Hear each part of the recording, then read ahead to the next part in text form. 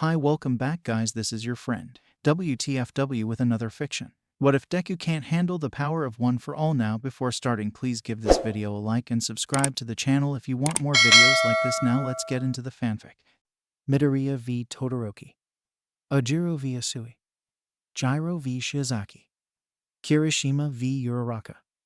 The next rounds seemed particularly interesting.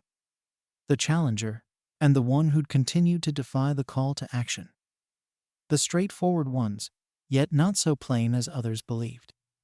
The ranged fighters, who'd won their battles relatively quickly. And then the two who'd taken the longest time to win, barring Midoriya's odd chivalry match at the beginning. Still, it was disappointing, seeing Toshinori's new protege only use technology and a few basic hovers. Was that his own quirk? Or perhaps he was tapping into Nana's old float? He didn't know. Either way, it was depressingly limited. At one point, when purple lightning had danced over his arms, he'd been hopeful the boy had somehow tapped into one for all. But when his arms had gone limp, and then his punches had shown how truly damaged he'd been left, he realized that it couldn't have been conscious, and was self-damaging beyond practical use. Was Toshinori an idiot? Had he not been able to show his student how to distribute the power? To limit its release to what his body could handle? Had he even trained him long enough to survive the output? Or just transferred it on a whim? So many questions, but no answers. Taking a bite of his taiyaki, he settled into his chair and watched as the loud announcer started hyping the crowd for the next match. Perhaps here the boy would show some potential. Maybe he'd throw an actual punch, or maybe kick for crying out loud. Folks, I don't think these two need any introduction. He won the first round. He blasted the second to bits. And now he's showing the bruises of victory. Izuku Midoriya versus. He froze the competition so hard, we spent an hour thawing and cracking it so you and the next group didn't get frostbite. Shoto Todoroki. Shoto sighed. He couldn't keep losing like this. He'd already resorted to using his flames once, right before Bakugo had blown them all to bits. And that was once too many for his lifetime. The moment midnight said go, he'd have to freeze with a wider range than he ever had, ensure Midoriya couldn't fly around. Luckily, he wasn't very fast, so he could afford a few seconds. Shoto blinked at the boy standing opposite to him. What was he doing? Midoriya waved at him, both of his arms wrapped in partial splints, leaving his hands, elbows, and shoulders free, but nothing else. The other boy must be insane, trying to fight with those injuries. Any blocked or offset hit would end with the bandages in tatters, and the injuries reopened. Shoto wouldn't let his career be ruined by rumors of his hitting an injured opponent for sport. He'd be precise and ensure that Midoriya would be able to get fully healed as soon as he was thawed out. Hey, Todoroki, Midoriya shouted at him. Look, I'm only able to go at half power too. It took a moment for him to realize Midoriya was doing his best to be sarcastic. He was just too earnest, and it came across more like a kid saying he was just like some fictional character because they had the same eye color. I won't be taking it easy on you, injured or not. Good. I was just gonna say that we're even now. The entire crowd let out an "oh," which irritated Shoto even more. Start. Slamming his right foot down, Shoto blasted the widest wall of ice he could, hoping to cover the entire arena. For a moment, it appeared like he'd won, but a green blur shot by his left side at the last moment, clearing the edge of the ice. He tried to turn, but felt a familiar red boot hit him in the small of the back. He stumbled forward on top of his ice, tripping on a sharp bit and landing on his arms. And Midoriya evades the iceberg, getting in a solid kick. Out. Shoto spun on Midoriya, who was hovering just above where Shoto had been. What? I'm still in the ring, he shouted back, now embarrassed and angry. You are, Midoriya conceded. But if I'd chosen to hit you in the gut, you'd be out. Then why didn't you? Are you playing with me? Are you playing with the rest of us? Midoriya asked, his voice so earnest for an answer that Shoto was taken aback. I was only able to kick you because I know your left side's a free pass. If you'd used your fire, I would have had to go the long way around, and you'd have hit me while I turned. But because you won't, I could strafe close and even start slowing before I passed you. Growling, Shoto fired another iceberg, but forgot to make it wide. Midoriya simply leapt upwards into the sky, before dropping at him with blinding speed. It seemed faster than Midoriya had been during the cavalry battle. Shoto produced a cylindrical shield around himself, attempting to turn to catch him but preparing to miss. The purple lightning danced across Midoriya's legs, the color and shape Shoto thought he'd imagined during the cavalry battle around his arms. The kick blasted through the shield and sent him flying up his own glacier, higher and well past where the ring would be if they were on the ground. As he rounded again, he saw Midoriya's leg was limp, the pant leg ripped, but still hanging over the bruised and possibly broken bones. His thigh seemed less damaged, and since he could still concentrate, his femur was probably not broken. "You're shivering," Midoriya noted, his voice full of concern, but also with the same tone Aizawa had when he lectured the class. "You'd probably be fine for another 6 glaciers of this size normally, but with them still present and you're stuck on top of them, you're unable to warm yourself." Then again, he strained, now behind Shoto. When had he moved around to get behind him again? Was he moving faster, or had he been reacting slower? The next kick was from the left leg, and not enhanced by the lightning. You could turn on your flames and be as warm as you liked. Shoto spun in place, trying to find Midoriya. He'd vanished, but he could still hear the boy taunting him. "Everyone here is giving their all," he screamed, clearly trying to reach the audience too. "My team drew out everyone's best, but they all gave it.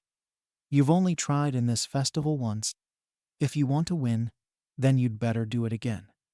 He put you up to this," Shoto spat, generating a pillar to get him higher so he could see where Midoriya was. "Stop thinking about Endeavor for once in your life.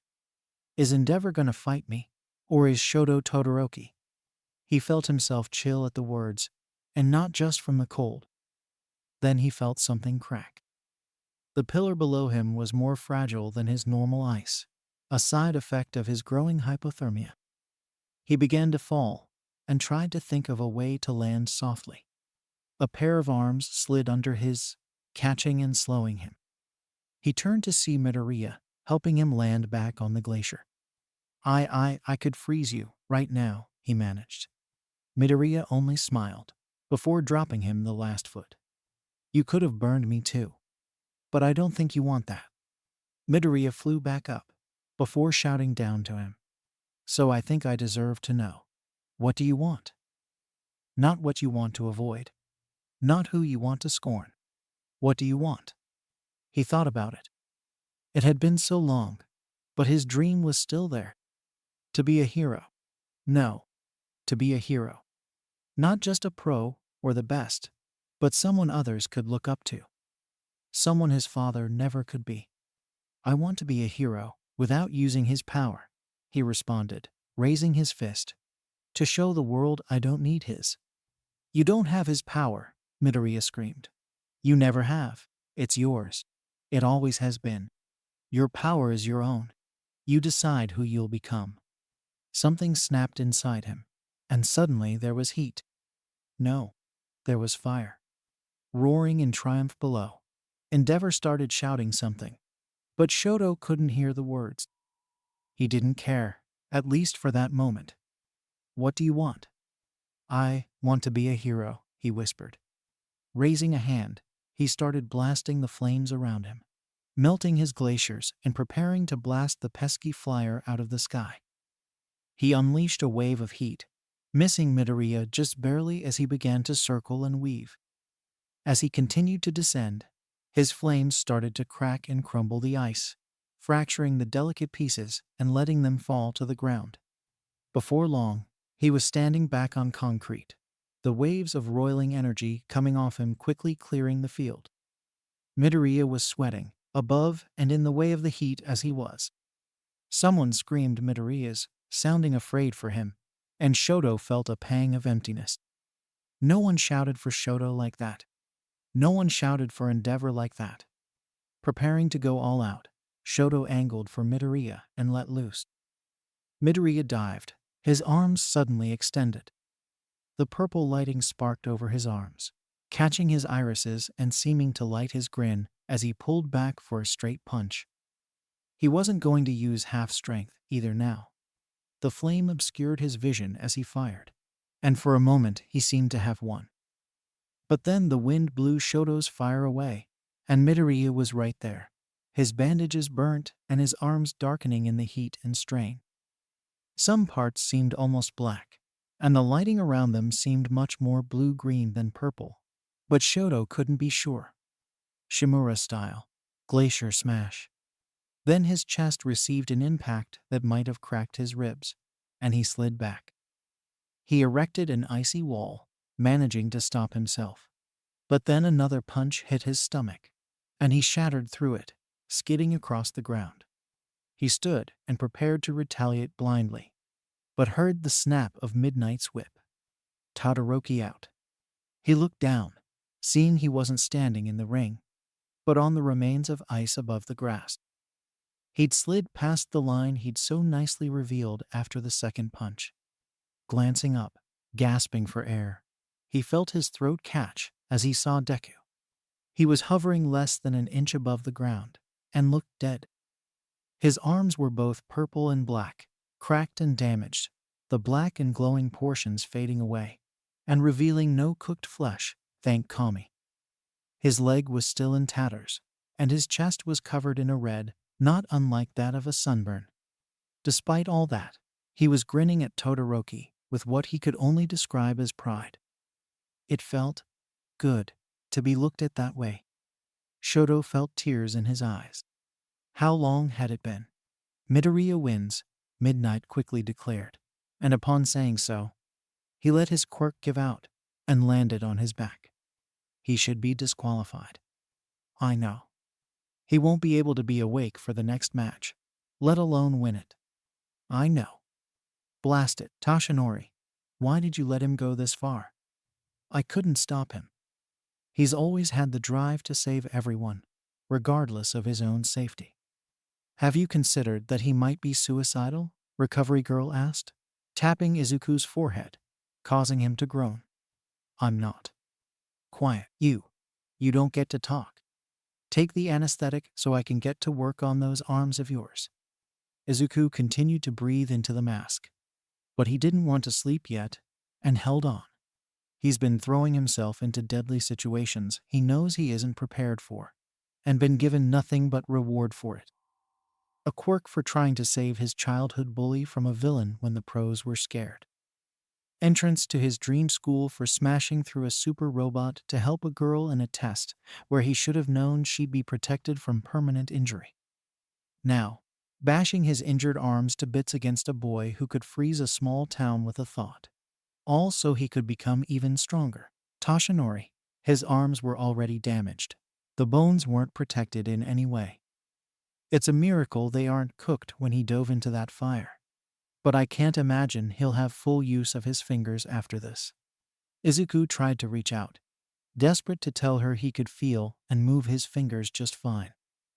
Something moved from his skin, and he gently pushed her shoulder. Blinking, he sighed and felt the sleeping gas starting to take effect. Recovery Girl gasped as the black and blue tendrils he'd unlocked from Takoyami got her attention, before fading back into him. I won't let this keep me down, he managed. And I'm not doing this to die. I'm doing this so other people can live. Not just survive, live. Her expression softened, and she brought her cane around to smack All Might in the gut. You need to teach him better. Teach him when his body is going too far. And even if you say otherwise, I'm not convinced you don't have some deep-set death wish, she chided. How could I die when I have a promise to keep?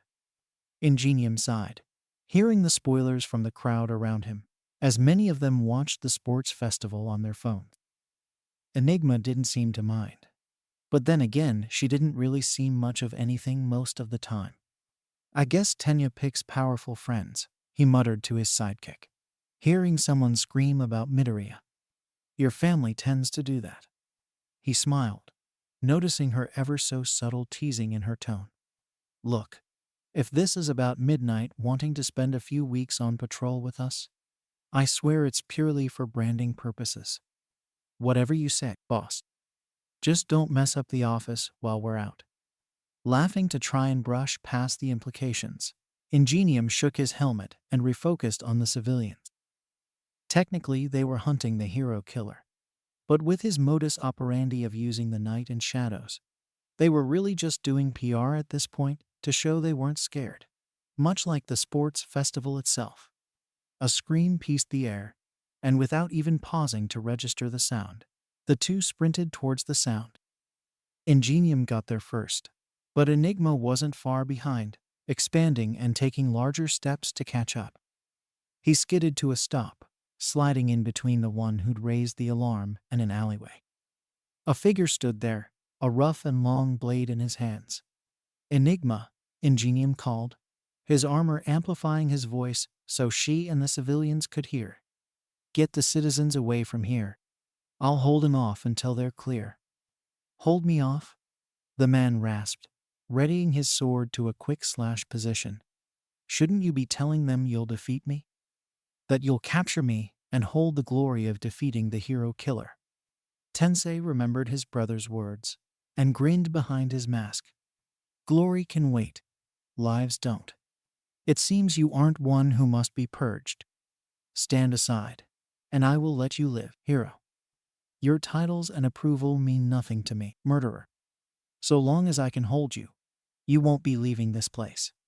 So be it. She's sharp as a tack, blunt as a sledgehammer, and sudden as a springtime monsoon. She's Tsuyu Asui. Versus. He's the beast of the ground, and gives the middle finger to evolution's thoughts on the tail. He's Mashirajiro. Don't go easy on me, Kiro, Tsuyu said, stretching a little. I've got a new super move I want to try out, and it won't look cool if I beat you up while you're holding back. Ojiro laughed, giving her the thumbs up. Sure thing, Asui. Start.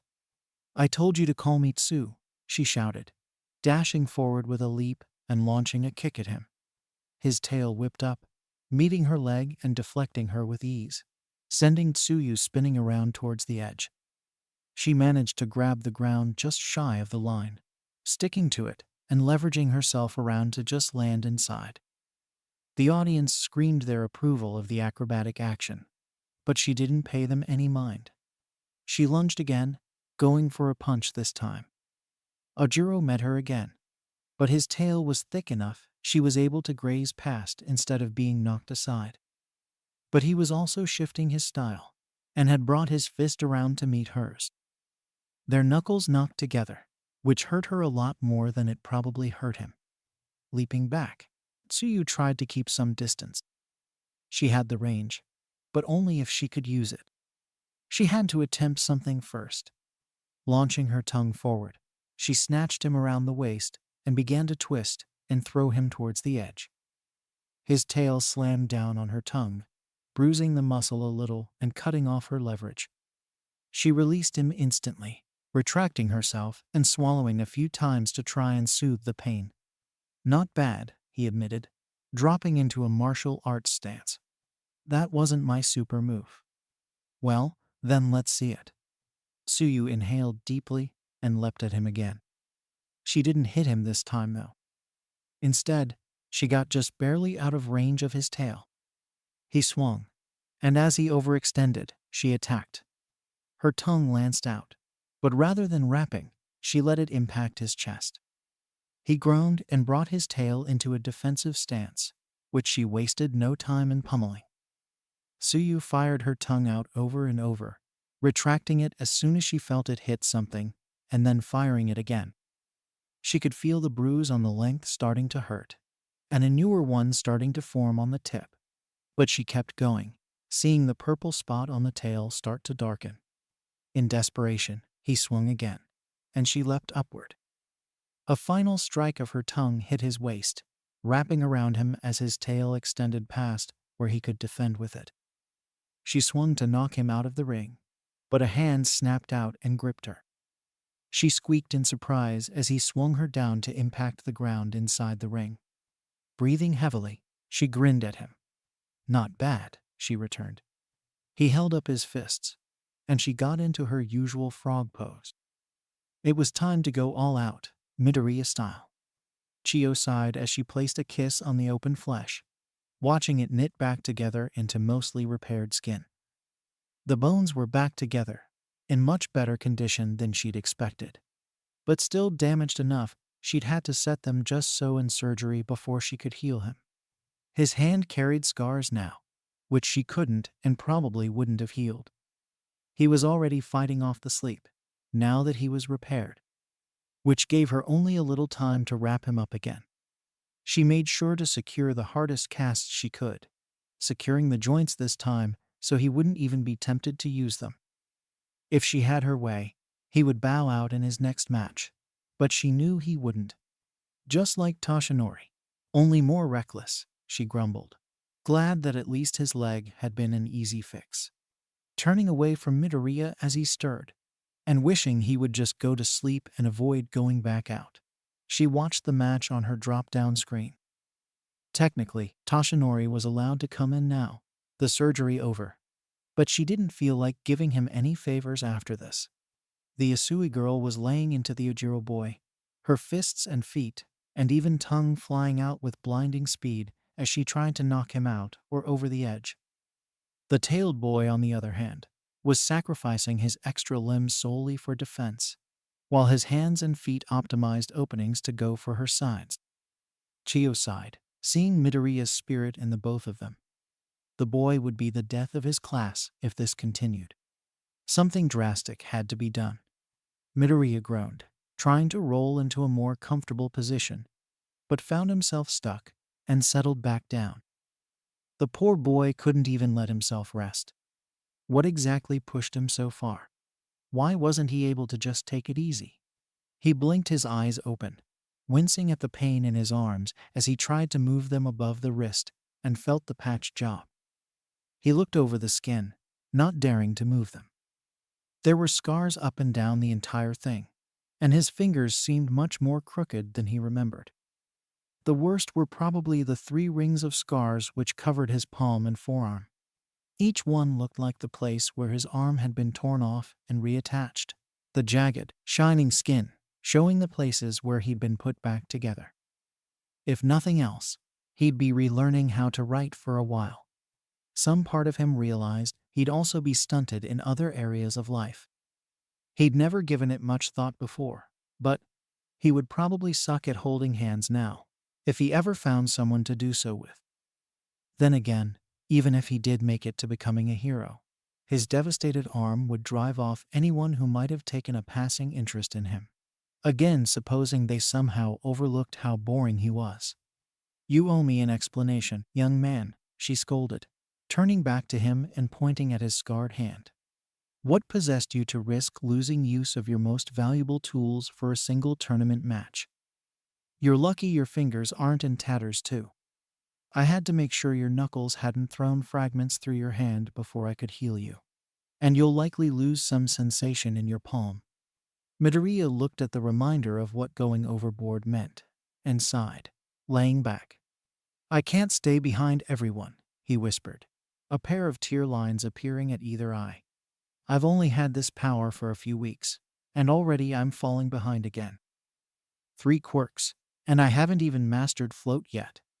My body can't handle the stockpiling power, and the dark energy isn't even under my control. What happens if more appear? My friends are mastering 1 quirk each, and they'll start lapping me before long if I can't at least command one. But if I neglect the others, I won't be giving it my all. I won't have all the tools I need to save everyone. I'd be just like Todoroki was, holding myself back when people need me." Chio sighed exasperatedly, pulling over her cane and bopping him on the head. "You aren't the symbol of peace yet, boy," she lectured, hitting him again. "And you never will be if you end up crippled before you can graduate." I hate to do this, but I have to make sure you get it through your thick skull before it cracks too. From now on, I won't heal you from injuries of this kind. Someone kicks your arm in, I'll see what I can do. But if I see you coming in with black and purple arms after a training session, you'll fall even further behind while you heal up the old-fashioned way, and not just in hero work. Midoriya nodded, sighing. I understand, recovery girl sensei. Silently, she turned away, knowing she'd probably end up having to fix him again after a real encounter like the fiasco of the OSG. But he couldn't rely on that being possible, or he'd risk it anyways. And another thing, she grumbled, noticing Asui's arm make a strange angle as she hit Ojiro's tail. And Ojiro's leg twist oddly as he tried to get his balance. If your classmates start coming in with injuries like yours, I'll start refusing to heal them too.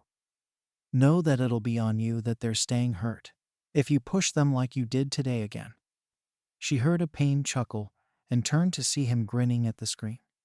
I'd rather know they all have scars up and down their limbs and had to spend months healing than see them die against a villain they could have defeated if they'd pushed just a little harder in high school. I know it sounds cold, but what good's being the new symbol of peace if everyone you love is in the ground? Chiyo realized Midoriya was still partially anesthetized and probably was being a little more bold than he would otherwise be. Pulling around a syringe of adrenaline, she stabbed his side and injected him. He blinked, shifting back into his much more jittery self, and seemed like he was about to go on an analyzing muttering spree the likes of which would drive Nezu mad. When the pain registered, he let out a tiny sound which might have been "oh" before falling back and shivering in agony, unable to pass out. She couldn't stand it when students tried to be eloquent. Great job, Sue, Momo cheered, smiling over at the frog girl as she limped back into their booth. And an excellent showing, Ojiro. You two didn't hold anything back.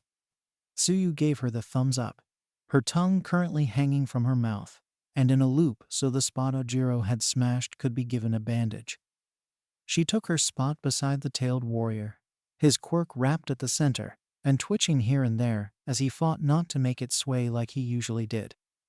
He gave her his fist, which she gently met with her own, before sitting next to him. By the way, have you seen Midoriya? She asked, glancing over at Uraraka and Ida, who seemed worried he still wasn't back. They said he was going into surgery, but Recovery Girl was able to tend to you both, correct? Ojiro winced and turned to look over at her. He was done and healed up when we saw him. His arms are wrapped up bad though, and he was shaking and staring at the ceiling the whole time we were there, Sue managed, her voice less muffled than Momo had expected. Recovery Girl said she'd cut off his pain suppressants, but he was keeping himself awake through sheer will. Momo sighed. That was Midoriya, all right. Well, I hope he's not expected to fight you in the semifinals, she said, shaking her head. I doubt he's in any condition to stand, if she's doing that to him. Oh no, she said he wouldn't back down, Sue clarified, wincing a little and shifting her loop of tongue to her lap. And she offered to let me rest there too, so I could lay down and recover my strength. But Midoriya's kind of freaky looking. Nodding, Momo glanced to the empty chair beside her, where Gyro's phone was still sitting. She'd been showing her some of her favorite music, and she was quite impressed with the complexity Gyro had been able to point out to her. So many moving and shifting lines of notes, all woven together in a loud and emotional melody. But now she had to wait to see how far the next match went. A VSB, folks. She's the longest-lasting warrior from outside the US victims, and she swept the entire competition with religious quotations. It's Ibara Shiozaki versus the Jamming Queen. She's not just a shoe-in for the victor's slot, but a plug-in, Kyoka Gyro. Gyro stepped onto the ring, and for a moment she glanced up at their box. Momo waved tentatively, knowing the motion was too small to be seen, but wanting to show her support anyways. Still, she was nervous. The cameras caught her returning wink, And while many of the audience probably thought it was just for show, Momo felt her face grow warm with emotion at seeing it. Oh, she'd never survive the week like this. Start. Tensing and holding her hands to her mouth, Momo watched as the vines launched across the ring, as swift and as terrible as any attack before, divine or mundane. Gyro seemed to remain calm though. Her jacks launched forward, but instead of knocking vines off course or attacking, she embedded them in the nearest tendril. Shiozaki screamed, and a cluster of vines broke from her head, writhing in pain before they burst in a small explosion of chlorophyll. She held the spot where they had broken off, her expression one of surprise, pain, and appall. Frowning, she sent the vines on the attack again, only for Gyro to impale and explode more of them, her confidence in the attack allowing her to force them to break more quickly. In the vein of all the other matches thus far, Gyro isn't holding back a single iota. Shiozaki seems to be returning in kind. Where did that sweet little angel go? Present Mike's words were quite correct. Shiozaki's expression, which had been calm and kind up until now, had shifted into one of utter rage. Blood streamed from her scalp, while tears came from her eyes, and she sent her entire coif of hair to attack Gyro without mercy. She was being overwhelmed, only able to explode two at once, and Shiozaki had enough to start entrapping her. Gyro wasn't just being entangled either. She was being squeezed, as if Shiozaki had an intent to knock her out. Gyro! Momo shouted, worried for Gyro. Roaring in defiance, Gyro stabbed her jacks into the vines over and over, trying to get free. Shiozaki seemed to be about half out of her old amount when she suddenly froze. She fell to her knees, the blood and tears starting to flow faster. She closed her eyes and swung Gyro out of the ring, detaching a few more bits of hair as Shiozaki cast her away as if in shame. Instead of cheering or holding for victory, the remaining vines swirled around to wrap around Shiozaki, encasing her in a cocoon of sorts. In the moment before she was hidden from view, Momo caught her expression. It was now one of utter devastation. She couldn't believe what she'd done, or had planned to do. Shiozaki wins, Present Mike proclaimed, surprised at the reaction of the victor. As the robots came out to take care of them, Shiozaki's bundle shuffled away, remaining closed as it slid towards the prep room. Gyro was able to jog after her, and the robots seemed a bit miffed about it. Standing up, Momo turned to run down and check on them. True, she mostly wanted to check on Gyro, but the expression on Shiozaki's face, she looked like someone who needed help too. She'd become a creature of wrath, a demon of anger and evil. For that one moment, she'd given in to her family curse, and she'd moved to hurt her opponent. To restrain and to disable were acts she could take to save others, and would gladly do so. Entrapment, inflicting discomfort or pain to dissuade, these two she could handle. But in that instant, she'd squeezed Gyro with fire in her heart and meant to hurt her. How could she ever forgive herself for such weakness? Ibara heard a soft voice outside her ball. Was it Recovery Girl? Perhaps it was Midnight, come to lecture her on being an improper hero. Maybe Gyro had come to give her a piece of her mind. Peeking out, she realized it was the worst possible option of all. It was Yaoyorozu. Letting her hair fall into clumps around her, Ibara surrendered herself to being berated. But Yaoyorozu didn't start to yell. She didn't even speak. Instead, a pair of arms wrapped around her shoulders, followed by a smooth pair of tendrils which she recognized as Gyro's jacks. She looked up, confused. "Why are you?" They didn't answer, simply hugging her tighter. She felt the tears welling up again, and managed to get her arms around them as well. "I'm sorry," Ibara managed, praying with all her might that they'd be able to forgive her. "I hurt you, and then I couldn't even face you." Gyro pulled back a little, and Ibara prepared for the worst again, when she heard the confused tone in her voice. "Hurt me? Girl, I stabbed you repeatedly and blew up your hair." You didn't start to squeeze more than a tight hug before you let go and went all mopey.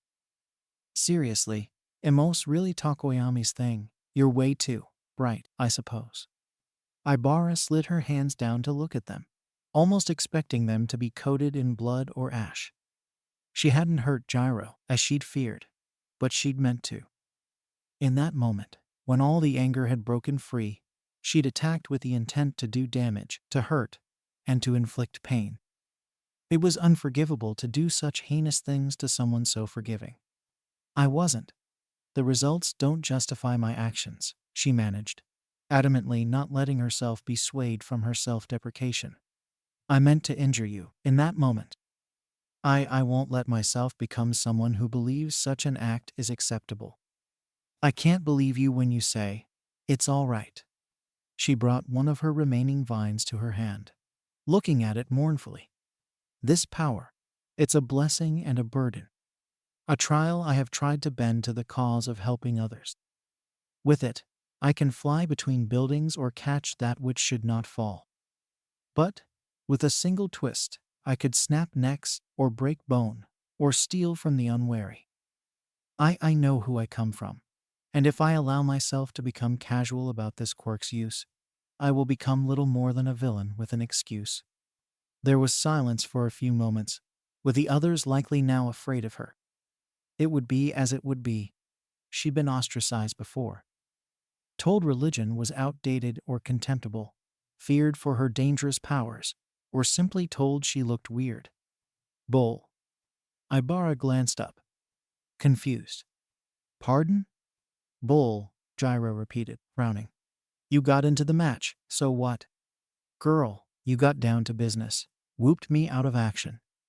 Realized you were about to go too far, and then stopped yourself in like a heartbeat. How are you not just oozing self-confidence right now? I shouldn't have been tempted to hurt someone I didn't know. Needing to stop myself was the only thing I did well. Yaoyorozu frowned at her, and she leaned away from her, worried she'd disappointed her. Shiozaki, who told you that? She asked, gently. Told me? I don't have to be told, Ibara countered, folding her arms. I've seen how my family acts when they think they're being slighted or challenged. If I let myself be as competitive or quick to anger as I could be, I won't let myself fall so far as that. Sharing a significant look with Gyro, Yaoyorozu leaned towards her a bit. She lowered her voice to a whisper, but her words were just as clear and cutting as if she shouted them. Ibara, I don't mean to offend you, your family, or your religion, but you sound like a victim of abuse when you berate yourself. She shook her head, trying to deny the accusation. She tried to say that her parents had never done anything extreme to her, but knew that it wasn't so clear as that. She mentally amended it, that their actions had always been to teach her and to ensure she was able to think clearly. But that sounded like an excuse an abuse victim would come up with, even though she wasn't. Yaoyorozu, I don't agree with everything my parents do, she admitted. I find many of their ideas and decisions foolish. But I don't believe I've been abused. And while some of our views are controversial, my church promotes compassion and forgiveness above all else. I promise I haven't been abused. Then why are you having such a hard time forgiving yourself? Gyro prodded, one of her jacks poking her cheek. Doesn't sound like something the big J would approve of. Hating yourself over nothing. Please, don't call him that, she sighed, trying not to smile. And I fully intend on forgiving myself, once I've found a way to make it right. Made it right? What does that entail? Gyro asked, suspicion on her face, and now poking both cheeks with her quirk. It mostly entails understanding what you did wrong, making amends with who you wronged, and then asking for forgiveness from them, she managed, holding it together. Okay. You got over eager, I forgive you.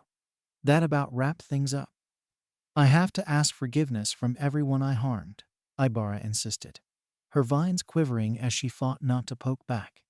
That includes, well, I need to repent to the Lord, as well as to you.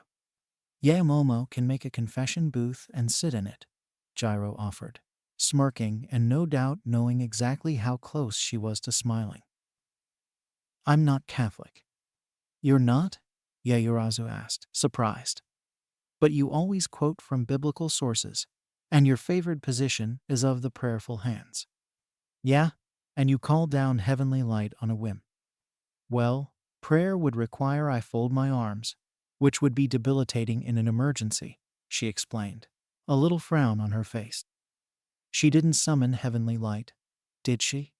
Besides, I quote from all my religion's scriptures when I need to. Biblical terminology's just better known. So it's a byproduct of branding? Momo asked, surprised and evidently giddy at the concept. I thought greed was a deadly sin. It's certainly a vice. Ibara quirked a grin, giving into temptation and bringing one of her vines over to poke Gyro's head a little. But I also don't intend to become known as the homeless hero. Pretty sure Aizawa-sensei has that one locked down. But go on. Chuckling a little at the interruption, Ibara shook her head. Regardless, I use biblical quotes and imagery so people will be able to identify me as a helper or a savior more quickly, and not someone who's simply come to capture villains and gain glory. I intend to start implementing a little more of the other facets of my beliefs when I'm better established. Perhaps help spread the word a little. But I have to be patient about such things. Gyro snapped her fingers. Right, we got off topic.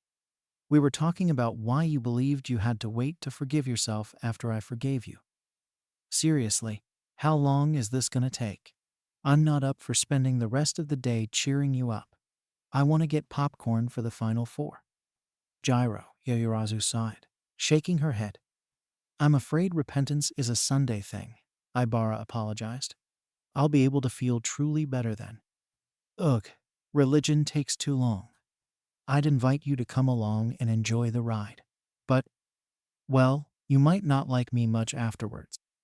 Some of the views I ascribe to aren't exactly seen as very modern.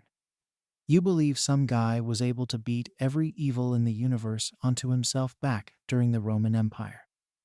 I don't think we'll be surprised if it's not exactly straightforward. Leaving Gyro's description of her savior as some guy aside, Ibara shook her head. I mean, well, for instance, my church still encourages a view on personal identity and romance that were considered old-fashioned in pre-quirk days. We try to treat anyone who doesn't believe as we do with same the kindness as anyone else, but we still receive some public disdain for it. Gyro blinked at her. And you don't think we'd let you explain if we heard something contradictory like that? When you're a literal teddy bear most of the time. You'd be one of the first. Dang. Now I want to go and see what kind of stuff you're doing to make a you, and also get slandered by misunderstandings. Yeah, Momo, you can free up a weekend, right? I'd love to come with. We can take the Saturday beforehand to get ready and make a day of it. Ibara shook her head, hiding a small smile and sighing to herself.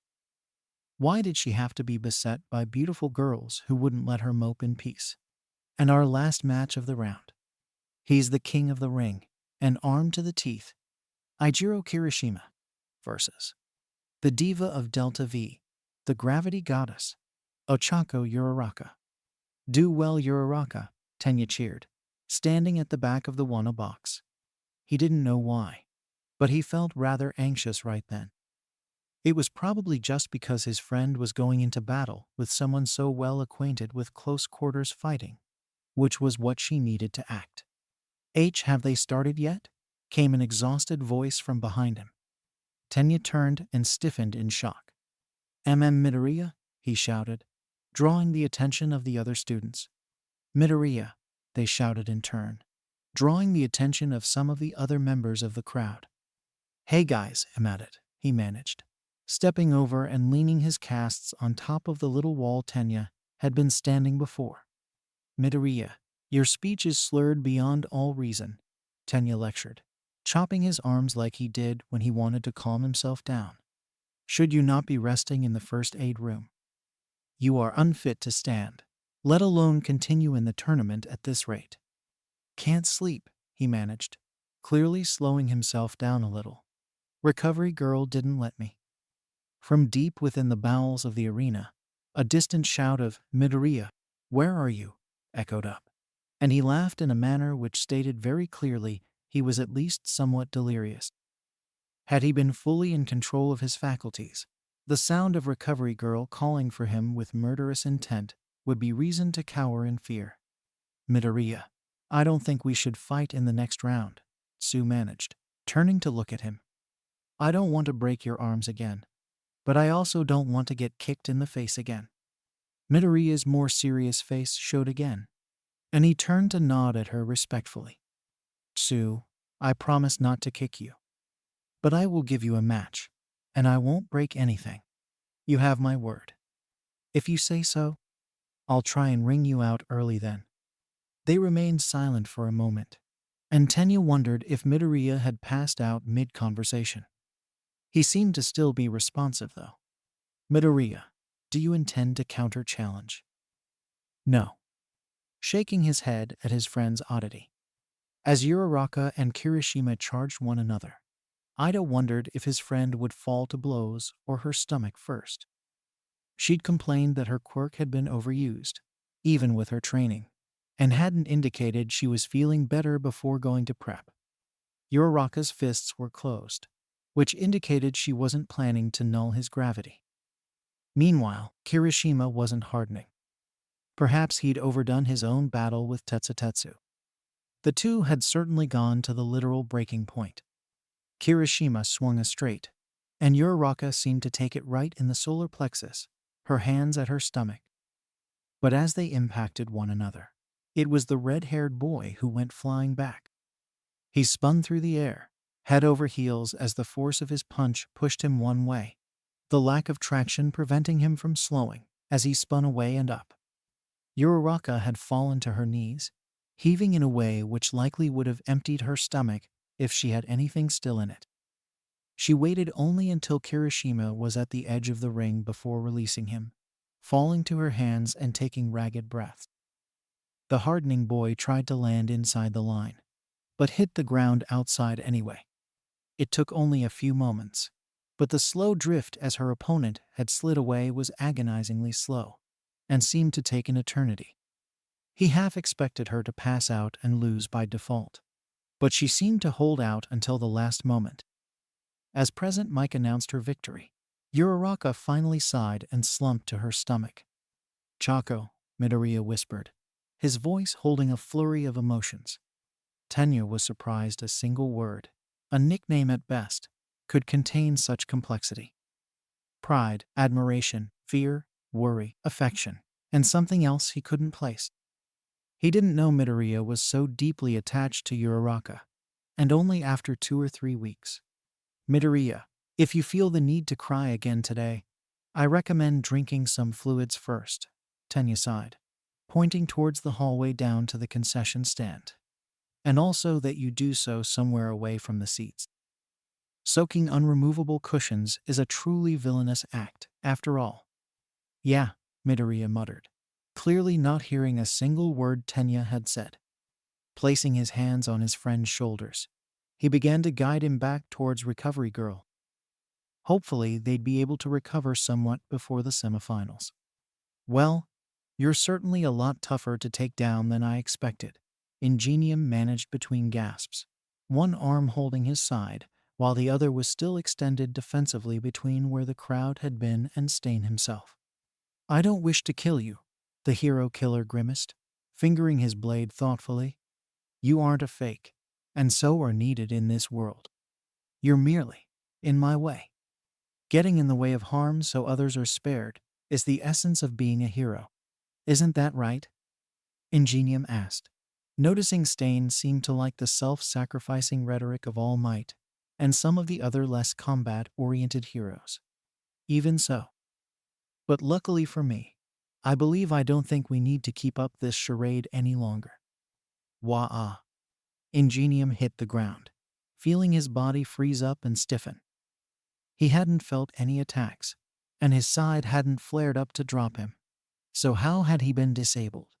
"Do not fret, hero. You will not die this day." nor will any citizen who you sought to guard from me. You have already given my quarry time to escape or come running. I will take my leave. Should they pursue me, their death will be on their own hands. I won't let you. Ingenium gritted out, trying to claw his way back to his feet. Stain didn't answer, simply turning away and leaping into the shadows again.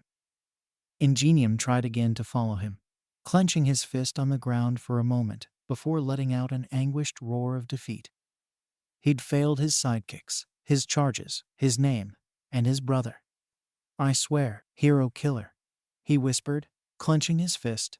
So long as I draw breath, I will hunt you in return. Fake or not, I won't let you murder or humiliate anyone else. I swear to be there on the day your evil is removed. No doubt that day will be long in coming, Stain whispered, watching Ingenium from a nearby rooftop. He didn't often listen to defeated foes after he'd judged them fakes or heroes, but this one had been a special case. He seemed to be one who teetered on the edge, perhaps ordered to hunt him, and regretful. Had Ingenium met him in attack mode, Stain likely would have treated him like a lesser fake, one who sought glory in defeating villains, rather than saving people as a hero. But fate had decided he see the truth of the matter this time.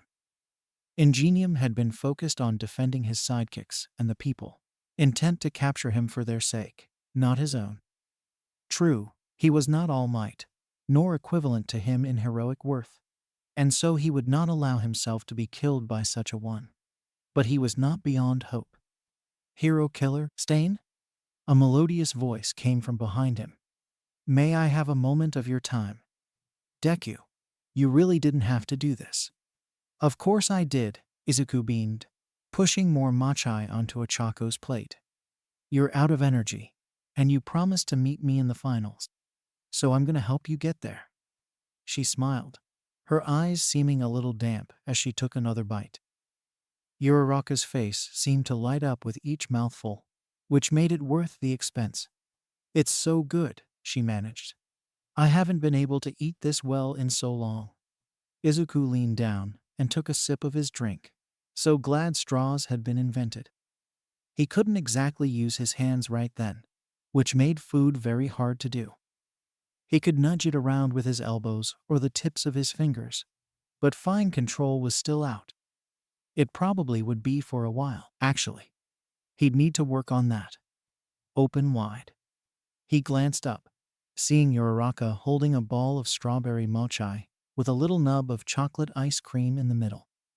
She pushed it towards him, her chopsticks gripping it tight enough he wondered if it was going to explode. Maybe the act of giving away food when she barely had enough for herself was so strange she was panicking.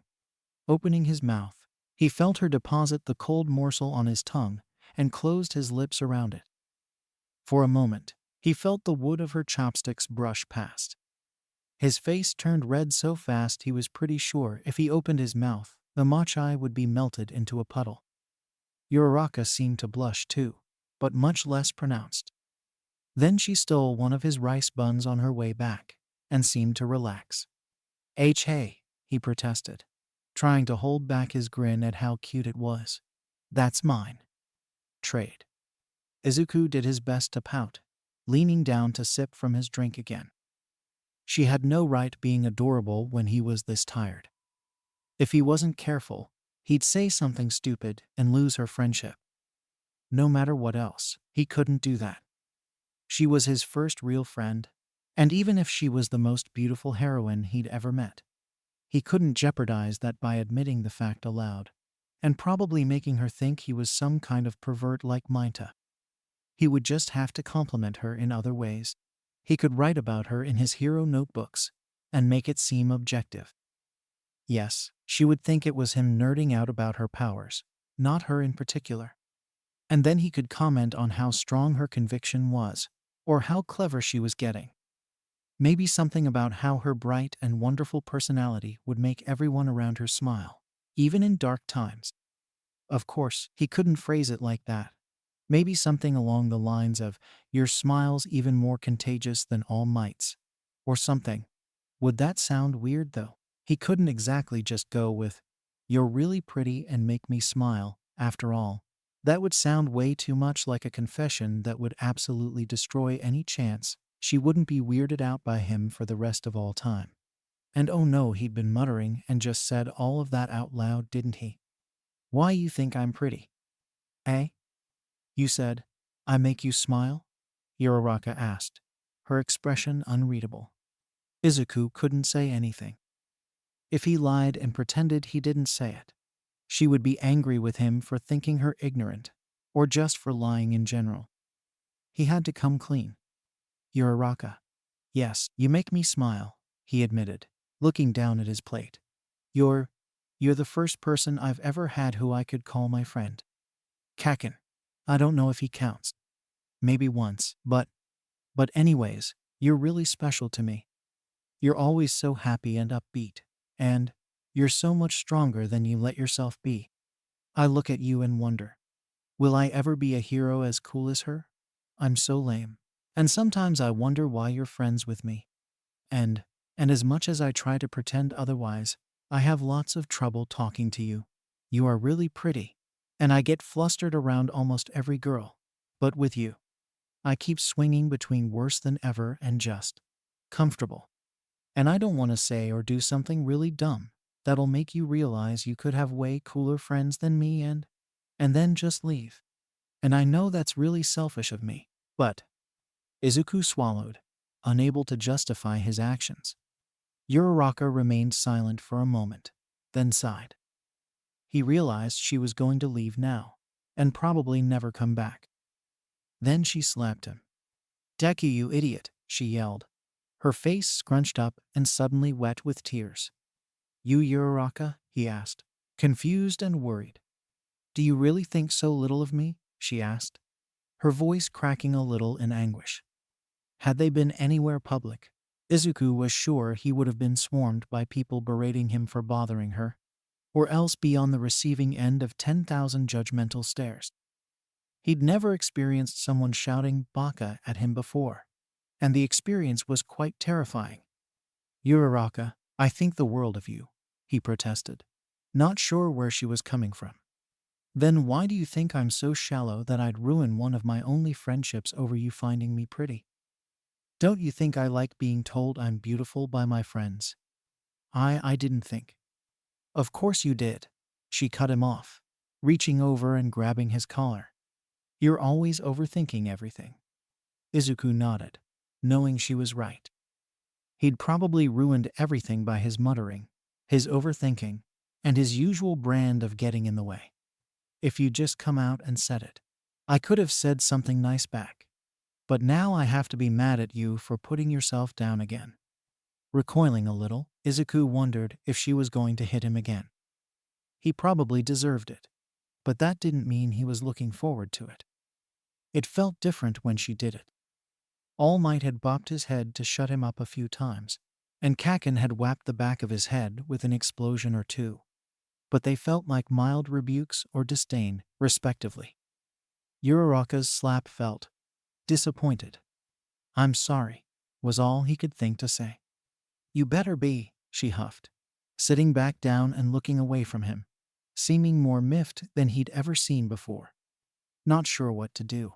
Izuku curled up a little, taking a sip just for something to do. His whole motivation for winning and declaring he was there for the world suddenly felt very far away.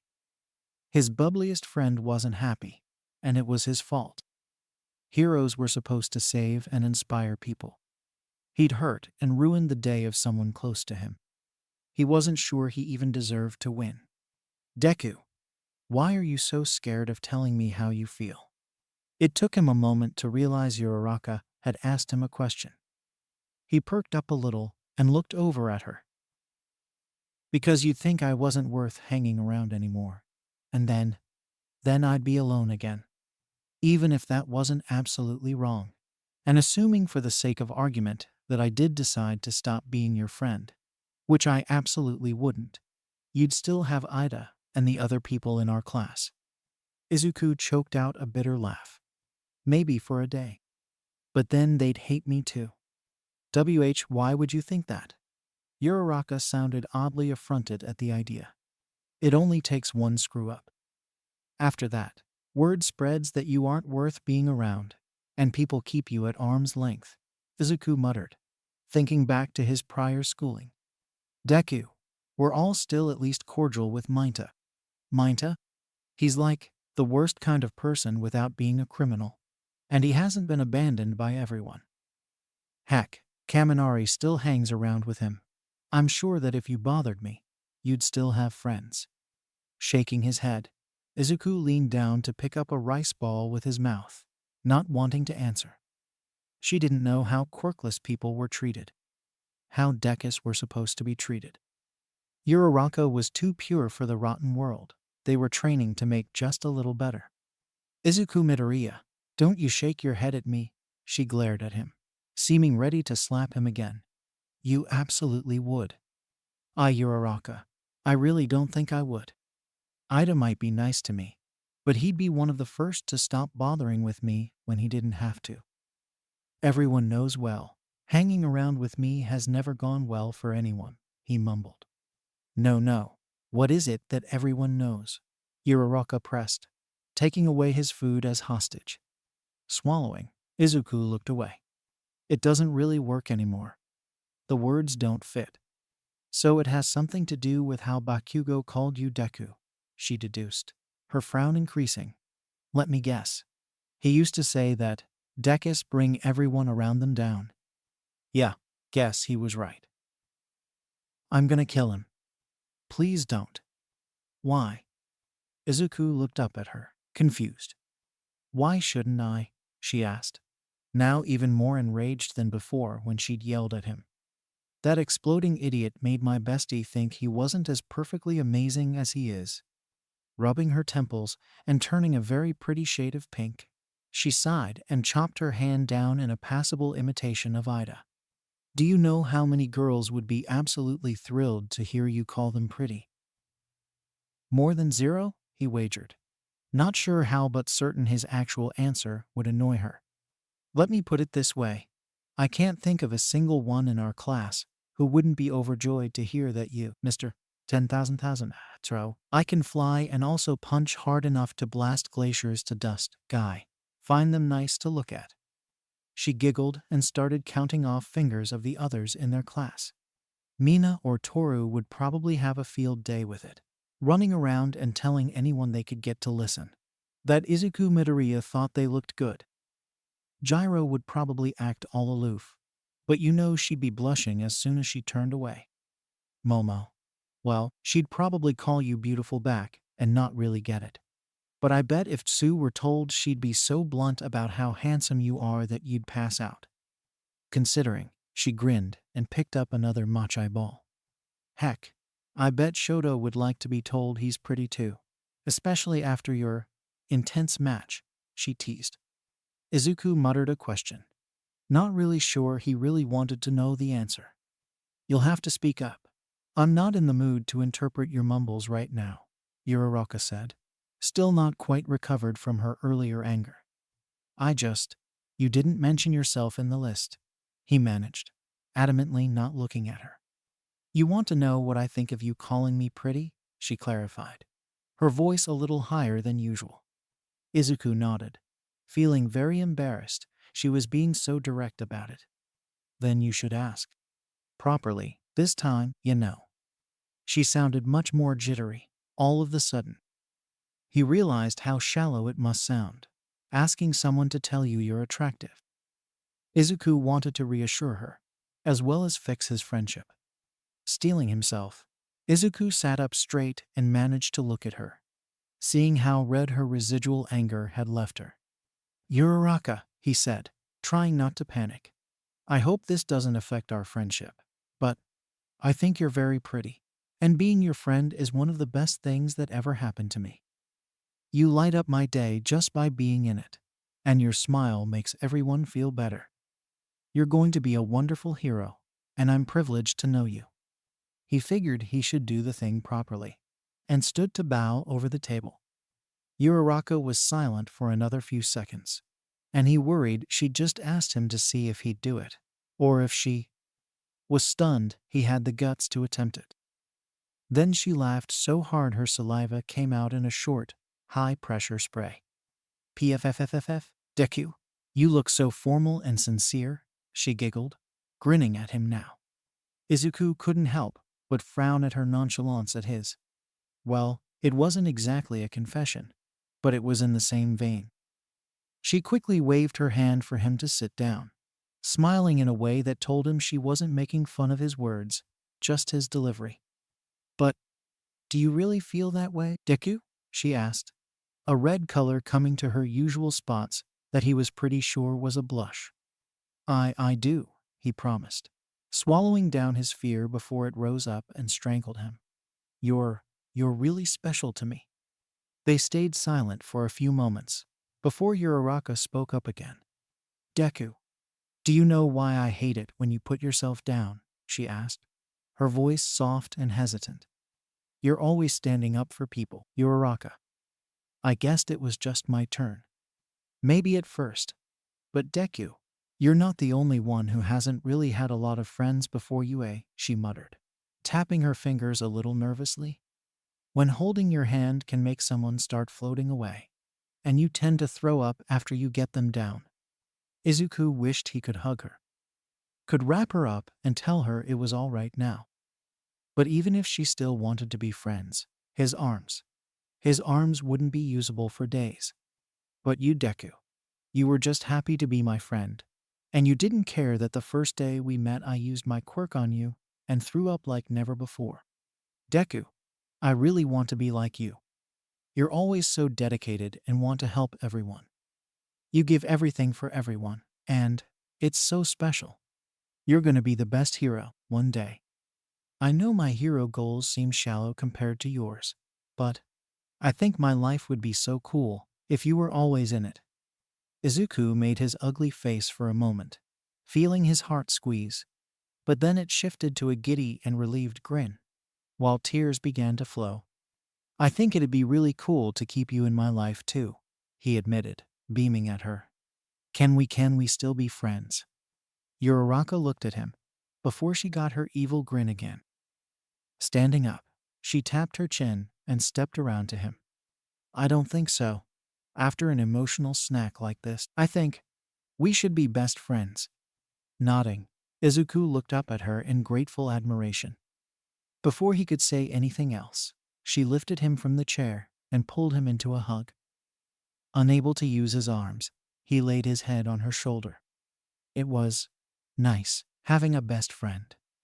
Oh, Uraraka sighed, drawing his attention as they pulled apart. Does this mean I can't call you Deku anymore?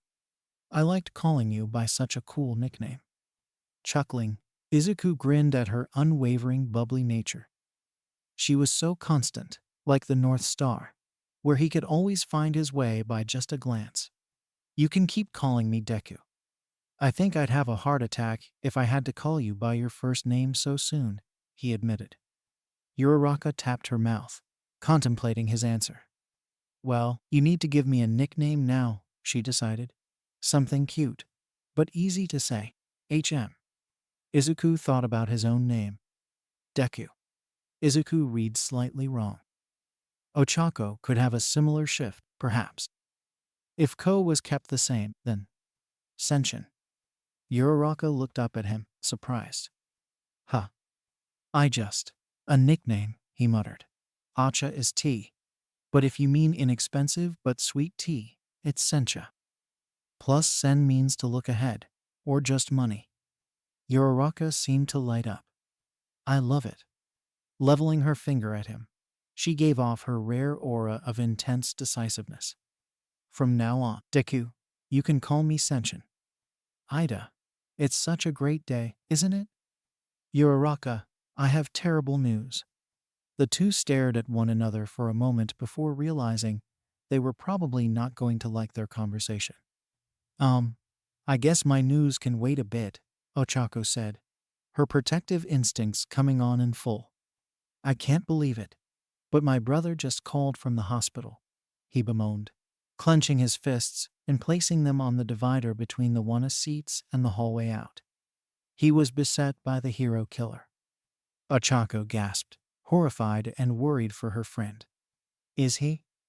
He lives, and should make a full recovery by next week, Ida sighed, contained fury in his stance. But he was humiliated as a hero. Tensei said he was protecting civilians, but it felt like the villain was simply toying with him.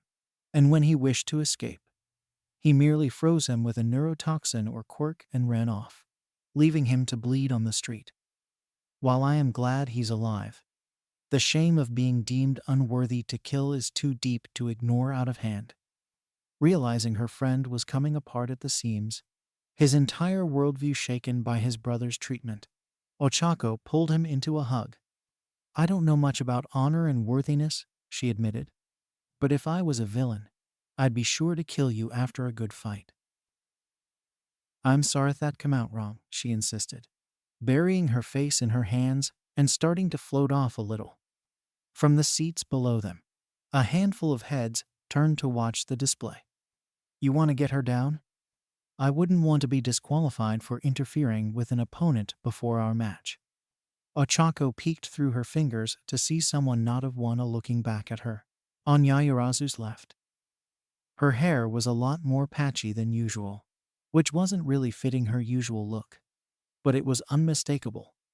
Shiozaki, she asked, disengaging her quirk and landing by Ida. Hello, Uraraka, Shiozaki greeted her, smiling back up at her.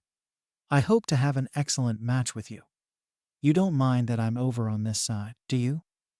I wouldn't want to seem like I was trying to intimidate you. But Yaomomo and Gyro asked me to enjoy the break with them. Oh, no, you're good, she said, still a little surprised. Kaminari turned around from the seat. He was in a row ahead of them. He pointed to the three girls behind him and the boy beside him. These kids can fit so much angst in them.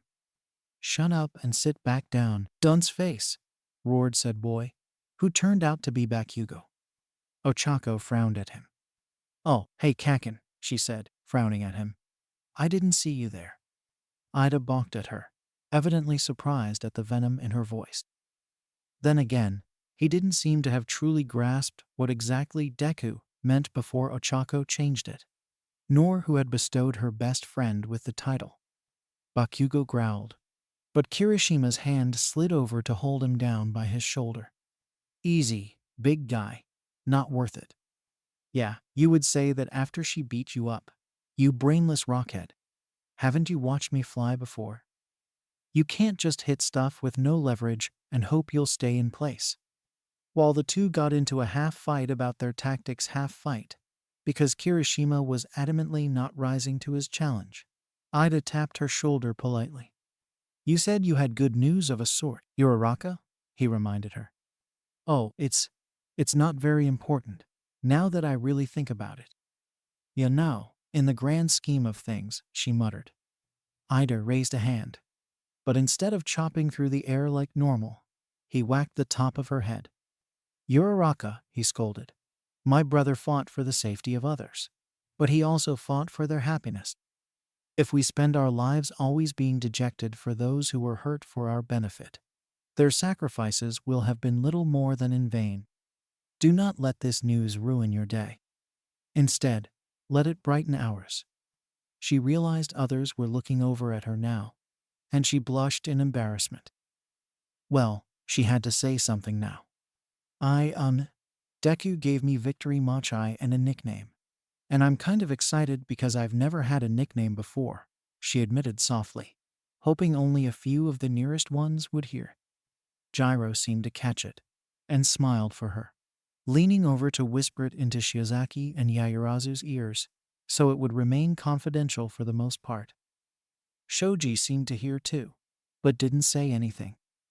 Ida, though, he seemed to be about to blurt it out to the world. Ida, if you do that overhead clap thing again and shout bravo, I'll leave you on the ceiling until my match starts, she warned him, not entirely playfully. Speaking of, Shiozaki quickly interjected. I think it's about time we head down. The matches have been rather quick these last few rounds, and we don't want to be late for ours. Ochako gave her a pair of finger guns and grinned. Right-o, I'll see you down there. Go get 'em, Mina shouted, standing up and raising a fist. Get Shiozaki asked. You want us to get each other? I don't think we should indulge Uraraka's monetary schemes by allowing her to sell herself, Ashido. Even Yaoyorozu sighed at that, patting her shoulder. Never change, Shiozaki. Okay, everybody. I hope you're back from the break. Ready for our final 3 matchups. Mike roared, much to the crowd's approval. Due to the insistence of Recovery Girl, who's become very concerned about the welfare of our wonderful fighters, Midnight called out, her voice amplified by the speakers to ensure everyone heard. In the event both persons are ringed out, whoever touched the ground second will be declared the victor. So, if you've got a way to win by just tackling them and taking the fall, it's up to you not to get flipped in midair. Just try to keep the wrestling to a minimum. We are live, after all. Tsuyu flexed her tongue experimentally, feeling the wrappings in her throat and not particularly liking the sensation. Well, at the very least, Midoriya said he wouldn't kick me, so I won't have to worry about my stomach flipping inside out or anything, she reasoned, trying to stay on the bright side. Speaking of Midoriya, he seemed oddly happy. Maybe Recovery Girl had pumped him full of happy drugs, so he'd be able to keep standing. That or a girl had called him cute. Probably the latter, honestly. He was pretty oblivious. You know her, you love her. She's the lady of the lake and queen of the pond. Tsuyu Asui. Versus the broken berserker. His wings are clipped, but he's still kicking. Izuku Midoriya. Midnight raised her whip, grinning at the two of them. Ready? Tsu nodded, getting into a crouch. Midoriya nodded and looked ready to jump. Start. Without waiting, Tsu shot her tongue out to wrap around Midoriya's waist, pulling him towards the edge. To her surprise, he didn't budge. She glanced back to see him floating a centimeter off the ground, straining against her tongue, making sure she was sticking to the ground for the best traction. She pulled harder, and the strain on his face grew. It would be a battle of wills then. She didn't know if she could beat Midoriya in such a contest. Tsu had to wring him out now, or he'd outlast her. Recalling her tongue, she decided she'd have to pummel him like she had a Jiro. It wouldn't be pretty, but he wasn't leaving her many other options. But instead of coming back, she felt her tongue catch. As he'd been pulling, Midoriya had begun to twist in place, wrapping her tongue further around himself. The friction between them was too great to just release. She'd have to take a few seconds and untangle herself from him. The surprise from the action was all he needed, though. Midoriya was spinning in place, bringing his foot out to catch her tongue and pull her along. She resisted for a brief moment, before the ground was torn from under her, and she started flying. He was keeping her at a distance with the force of his spin, but in doing so she didn't think he could attack either. Hopefully his stomach would give out before hers did, given how much faster he had to be going at the center. Tsu started forming a plan. If she could get free without losing her grip, she could drop below the spin a little and try to return to ground and get him while he was recovering from the spin. She started untying her tongue, feeling the slight shift as she loosened from the grip. The next thing she knew, Tsuyu was flying away from where she'd been. She caught a slight glimpse of Midoriya floating stock still, looking very wobbly. He'd stopped dead the moment he felt her hold weaken, and cast her towards the wall with terrifying force. She turned to try and brace herself, when a soft boom of air came from behind her. Then Midoriya was in front of her, and she hit him instead, the two of them slowing as he fought to cancel her momentum before they hit the wall. He stopped just shy of the concrete, his feet millimeters from the edge. She'd managed to catch hold of him, as he'd helped her avoid impact with a lot worse pain, and in theory she could try and out him. But as she looked at his back, realizing he'd risked losing for her sake, she didn't have the urge to win right then. She hopped off, landing on the grass. Asui out, Midoriya wins. Good match, Midoriya, she beamed up at him. And hey, you didn't kick me. I promised I wouldn't, he said, floating down to be more level with her. I can see why Uraraka likes you. Guys who keep their word are pretty good. He blushed and itched the back of his head. Why, yeah, I can see how they would be. Hopping towards the exit, she pointed towards the way out. I'm gonna go get fully healed now. Maybe take a nap. Be sure not to lose to something stupid. It'd make me feel bad. All right. And hey, Gyro shouted after her, leaning on the doorframe. Don't psych yourself out. Yaomomo nodded beside her, her bouncy and bright aura overflowing as she grinned after her. Ibara gave them a thumbs up, took a deep breath, and started walking out towards the ring. Everybody say hey. It's the champion of 1B, recovered from her last victory and ready to reload like an atom bomb. It's Ibara Shiozaki making waves. Versus 1A's trickiest cinnamon roll. She's a shooting star, leaping through the sky like a tiger. It's Ochako Uraraka. Don't hurt yourself with the Queen references, Mike. Stepping up the stairs to the ring, Ibara shook her head. He should have called her a supersonic woman, because she wasn't going to waste a second before claiming victory this time. Fighters ready? Midnight asked, to which Ibara raised her vines. Uraraka didn't drop into her low crouch like she had for the other matches. Instead, she seemed to just be stretching in a streamlined position. Still, she gave the thumbs up. Start. Her hair rocketed forward, all 6 of her remaining healthy vines, wrapping Uraraka's torso and preparing to toss her to the side. She started to pull, but blinked in surprise as she was the one who started sliding across the ground. Narrowing her eyes, Ibara blinked in surprise as she realized what Uraraka had done. She'd held her hands up to avoid them being wrapped up, and brought them down to 0G her vines. But her vines were still connected to her body, so she too was floating, and even if she detached them, she wouldn't counteract the effects. Ibara had no traction now, but she could make some. Withdrawing 2 of her vines, she prepared to anchor herself into the ground and throw Uraraka out anyway. As they disengaged from her chest, though, she felt herself continue to move.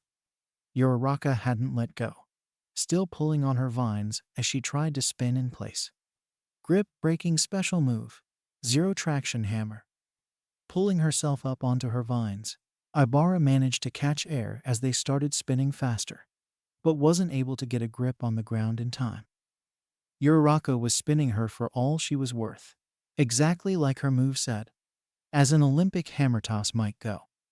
But she couldn't swing forever, and if she released her grip, they'd both go flying, which would give Ibara the advantage again. She just had to outlast Uraraka's stomach.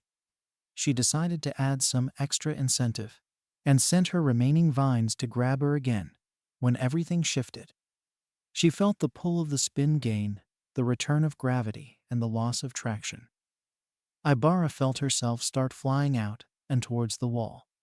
Unlike Kirishima, she did have a vague understanding of physical laws, and retracted her vines to try and bring Uraraka's mass closer, so she would be easier to flip onto the other side and land second.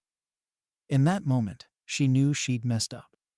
Uraraka came toward her unnaturally quickly, and before she could slow her vines, a pair of shoes hit her in the hip. The distraction took only a moment, but in free fall that was all it took for her back to impact the ground. Shiozaki out. Uraraka wins. Sighing, Ibara laid her head against the grass. Uraraka had switched to remove her own gravity so quickly. When they were moving on the outward motion, she hadn't recognized a difference in her weight. But when they'd begun to fall, and she'd pulled her down, the change was obvious. It had probably taken every single trick Uraraka could think up to buy herself those crucial seconds. Shiozaki, please let go, so I don't throw up all over your hair, and you. Glancing up and over, she saw Uraraka was still being held aloft, holding her mouth and clearly distressed. Right. Easing her down, she let Uraraka go, and erected a quick cocoon for her, so she wouldn't have to vomit another time on camera. After a few moments, she crawled back out and breathed heavily. Thank you. Think nothing of it, she assured her opponent. You gonna watch my next fight with Deku from the Wanna box? I think so. After I get my hair regrown. I don't really think the half-bald look works for me, do you? Nah. Gyro probably thinks it's hot though. She might, Ibara admitted. But I'm not really up for punk looks. Far too scandalous. If you say so. See ya, Shiozaki. Bye. As the robots came over to help her up and clean up the mess, Ibara shook her head. The winners this year would both look like the worst of the losers, while the most thoroughly beaten of the losers seemed in pristine conditions. How would that seem to pros looking for interns and sidekicks? No, I absolutely forbid it. I'm taking him, love. If he doesn't learn this now, he'll become set in his ways by the time he becomes a pro. And as much as I hate to say it, he's well on his way, Yu said adamantly. Nishia sighed, rubbing his temples with a soft scraping of wood. You've seen what kind of hero he's trying to become. It'll be torture for the both of you, and more you than him if he doesn't crack under your torture, he insisted. Patting his shoulder affectionately, Yu grinned at him. Hey, you should be worried about your own intern. If I didn't know better, I'd say she was your secret love child or something. Gotta teach her all the ways to use your powers, yeah? Frowning at her, Nishia sighed. We're not that alike, he protested. And at least I know I won't be assaulted in my own agency while I'm with her. I don't know, Yu teased, tapping her lips thoughtfully. She had some fire in her eyes there in the match before this. You might get, don't you dare, burned. Her pun seemed to physically wound him, with how much he sagged and slumped against the table at that. Yu giggled at him. He was always so dramatic. Usually, she would have given him a quick kiss to make it up to him. But Death Arms was on his way back over, and they were still keeping their relationship on the down low. Izuku swallowed, not sure if he was ready for this. Fighting your ascension. He wouldn't even know how. He wouldn't kick her. And unlike with Su-chan, he couldn't exactly use her power against her. Then again, her power didn't really affect him all that much either.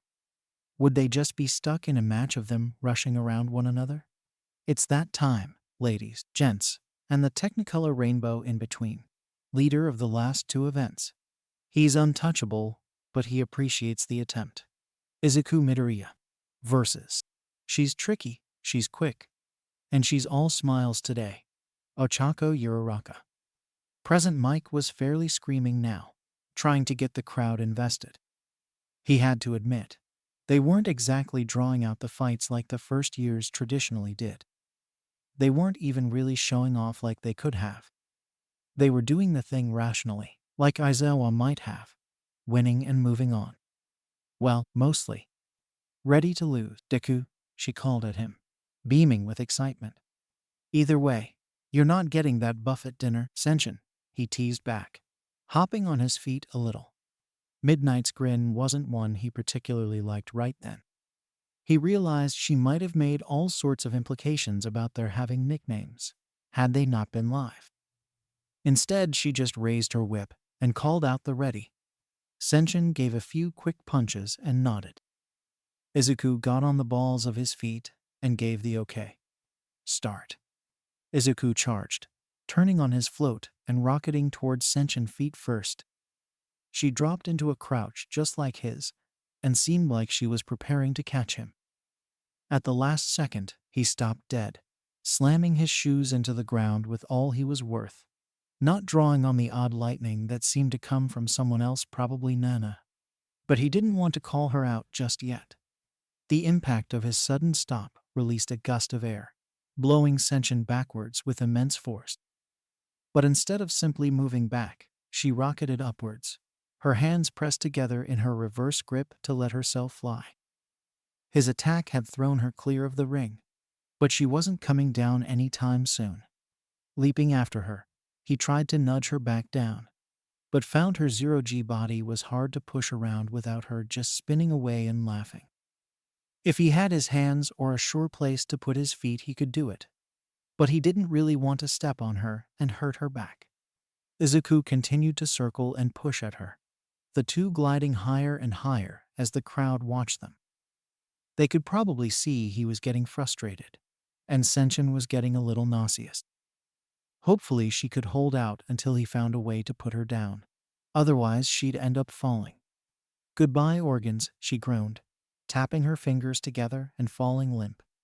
Then she started to plummet. Her quirk, her body, or both had just given out. Izuku didn't think, but simply moved. He raced down below her, shifting himself into an angled wedge so she would be caught between his chest and legs, since he couldn't grab her otherwise. He managed to slow her fall, before feeling his own power slowing and starting to fail. He let them land, sighing that she was safe. Midoriya out. Uraraka wins. Ochako Uraraka is the winner of the first-year sports festival. What? Izuku tried to sit up, surprised and confused. Senshin was already sitting up, managing to get off him and run towards the ring to get back where people could see her. As she got to the edge, she turned to look at him. She grinned and made the same unconscious face she'd had above, but left an eye open. The one on the side he hadn't been able to see. She'd played him.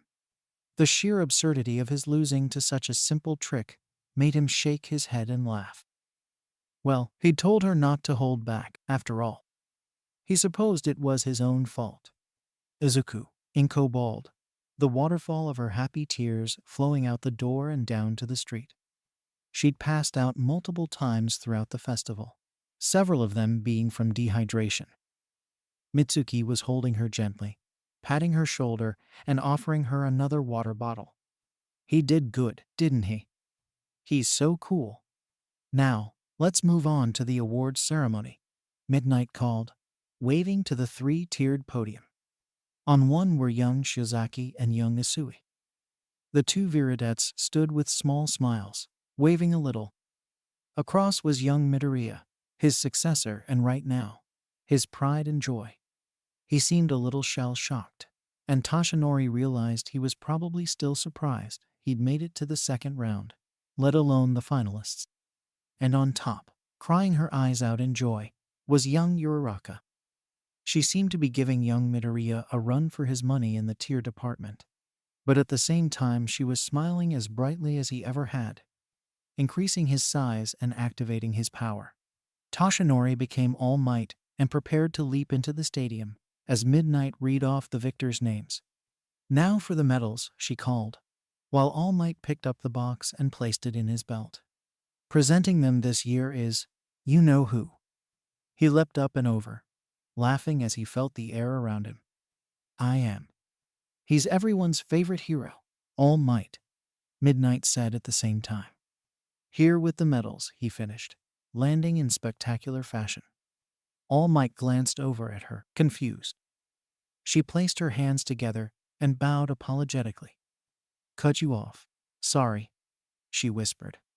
Giving her a small nod, All Might stepped over to the third-place stand.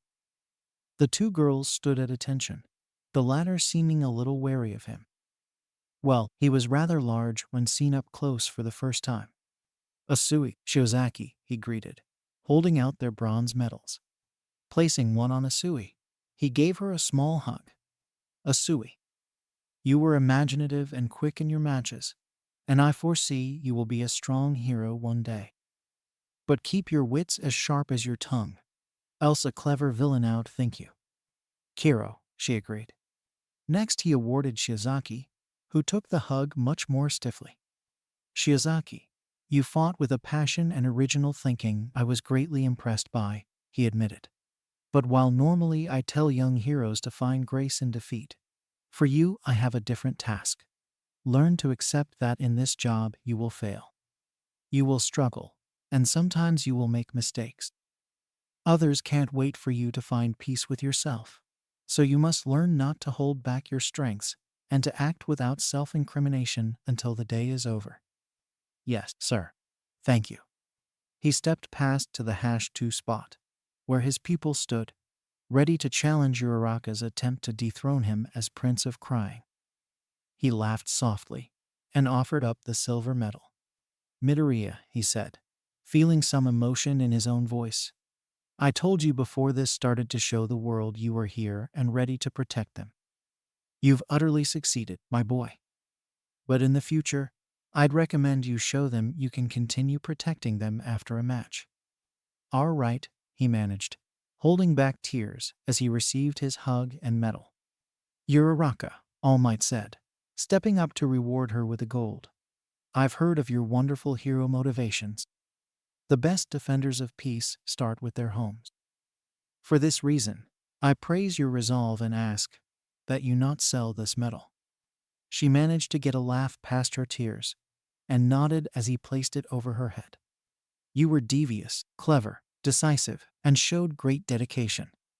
Though you pushed yourself further than your limits each time and showed the world the cost of your attempts, you held strong. I foresee you becoming a hero greater than you can yet imagine. All I can recommend is that you be certain to train your body to handle the strain of time. Each match had you worn out, and in the field one cannot be so easily defeated. But you're well on your way. Yes, sir, she vowed, gripping her medal with the brightest smile he'd seen her wear yet. Oh, and don't let Midoriya get you too worked up, he added, as an afterthought. If you start breaking bones like him, you'll be the one popping up expenses. Stepping away, he gestured to the four. Well, these are your winners. But hold on, everyone. Each and every person who gave it their all had the potential to be standing up here. You all witnessed it. Competition, encouragement, the refusal to accept anything but your best, pushing one another to climb higher and higher. The seeds of potential you saw here today will sprout into the heroes of the future. In that spirit, let's have one final cheer. Everyone say it with me. 1, 2, and plus ultra. Dozens of voices shouted. Thank you all for your hard work, All Might called at the same time. There was an awkward silence, into which Midnight whispered to him. I think they wanted you to say plus ultra. I know, he protested back, just as quiet. But they all did so good. Everyone was chatting about how they'd been greeted and received by the public on their way to class that day. But Ochako was already wiped out. She'd come home to a rather terrifying, but ultimately wonderful greeting by her parents, a home-cooked meal as the champion, and then spent the next day begging Deku to stay on the phone with her, so she didn't have to leave the house and face the press. He had, of course, given in and only hung up when his phone died, and then called back 4 hours later begging to be forgiven. Couldn't ask me out, or to come over and relax.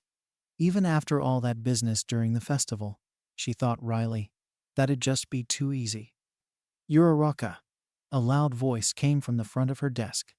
You cannot sleep in class. It's poor posture for your spine, and Mr. Izawa will not be pleased when he comes in. Good for him, she yawned. Maybe he can give me some advice for how to stay away when I'm this exhausted from people. He does it with Kakin and Minta every day.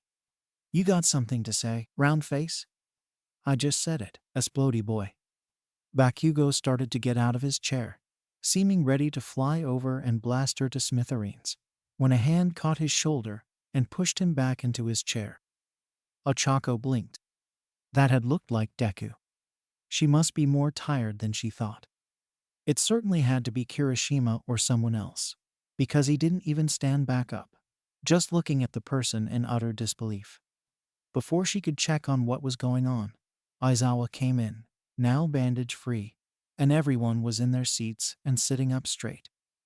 She realized she'd got into position by habit, but once he'd made it to his podium, Ochako'd fallen back down to rest her forehead against the desk. It was warm where she'd been before, so she moved to find a cold spot. Uraraka, sit up. You'll want to be awake for this, their teacher sighed from the front. Yes, sensei, she managed, straining to get back to an upright position. He seemed to accept that, and moved on with the lesson. Ochako took a deep breath and tried to focus, not knowing quite what would be important today. Today you have Hero Informatics class, and a special one at that. Ochako vaguely recognized that was a bad thing, probably constituting a lesson on laws or logistics. Then again, if she knew it, she could exploit it for money. But was money really that important when there was sleep to be had? She slapped herself, coming back to the focus just in time for Aizawa to continue. You'll be coming up with your hero aliases. The entire room exploded with cheers and excited sounds, which immediately died as Aizawa's hair flared up and everyone became as still as before. But first, concerning the pro draft picks I mentioned the other day. He went on to explain the importance and significance of why some students were getting scouted and why others were being overlooked, which really helped Ochako wake back up. What did get her brain running again were the counts which appeared on the board. Todoroki Shoto, 3,123. Yororoka Ochako, 2,687. Asui Tsuyu, 139. Bakugo Katsuki, 720. Midoriya Izuku, 616. Jiro Kyoka, 411. Yaoyorozu Momo, 108. Kirishima Ejiro, 20. Ojiro Mashido, 19. Ida Tenya, 5. Siro Hanta, 2. Ashido Mina, 2. Minta Minoru, 1. Reaching forward, Ochako took Ida's shoulders and shook him in joy, her eyes welling with tears of joy. They liked her. They liked Deku. Some of them even liked Ida. Usually, they're less favorable towards first years, but you gave a good showing, so.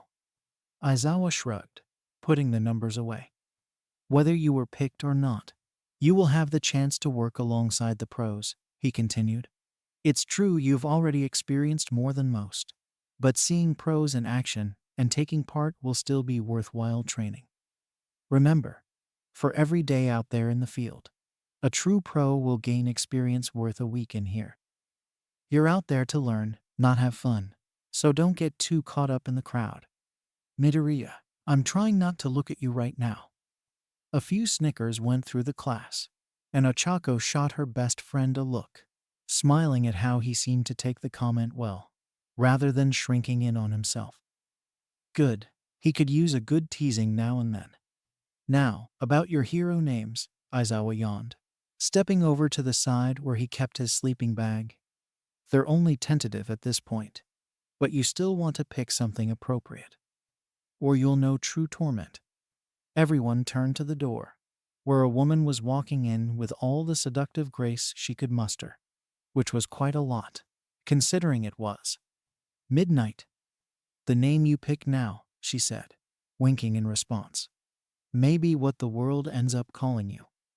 It happens plenty often, to more pros than you might expect. MHM.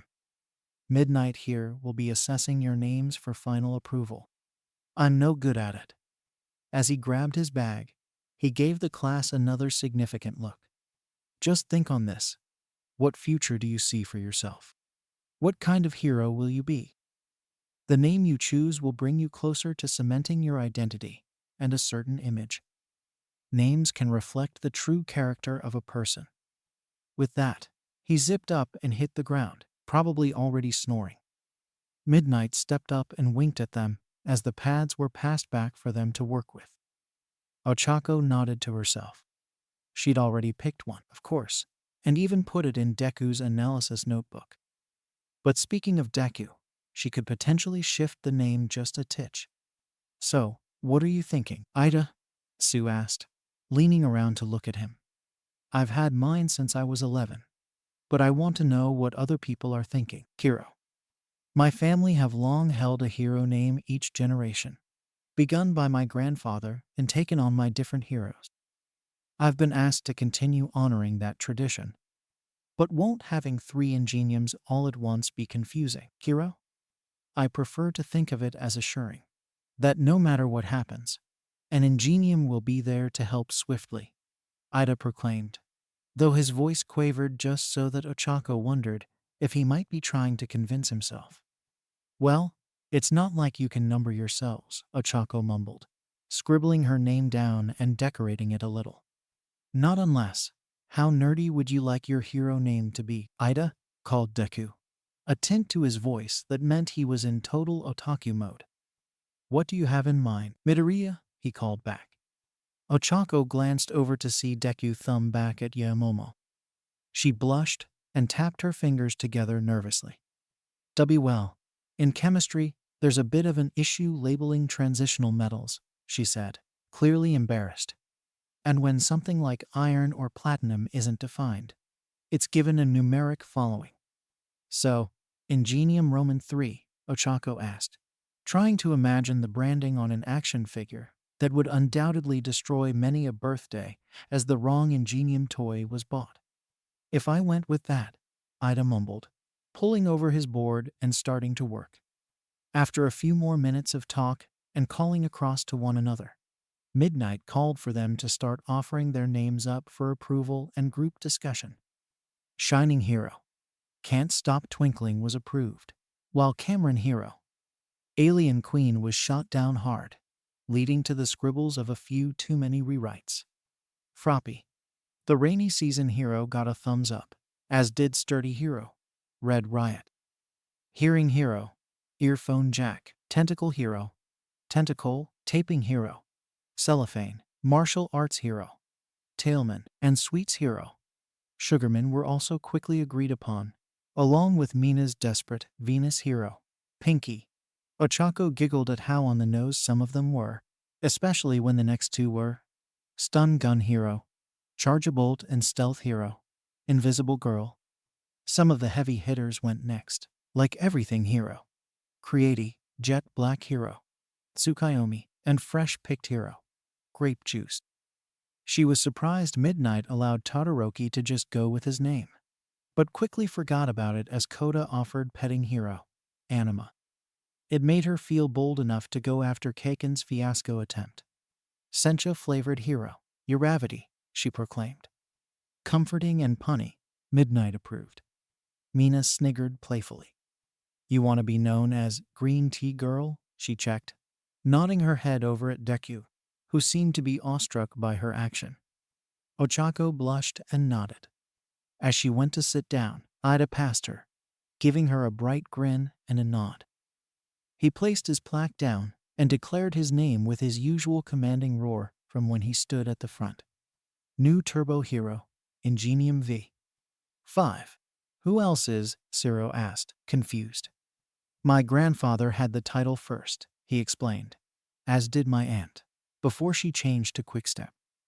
My brother currently holds the title, and while she never officially held the name, my grandmother technically came up with it, and would have used it had she returned to hero work before their retirement. As such, I am counting all of them as prior Ingenium heroes, and so will take on the moniker of V. It also means you can have 5 partners helping you out and still be on brand. Momo praised him, before getting a handful of odd stares. Indeed, Yaoyorozu, he agreed, planting his hand over his chest.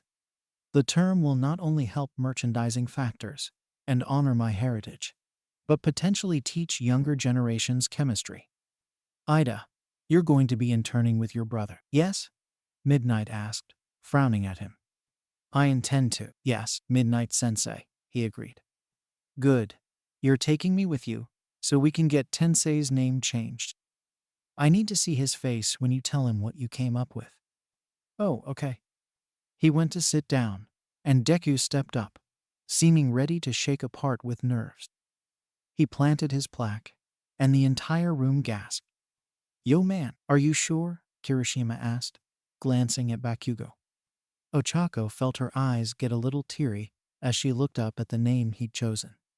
I'm sure, he agreed, holding up his still cast-covered arm in solidarity. I always hated it before, but then someone helped me see it in a new light and make it my own. For the first time ever, I felt happy to be called by it.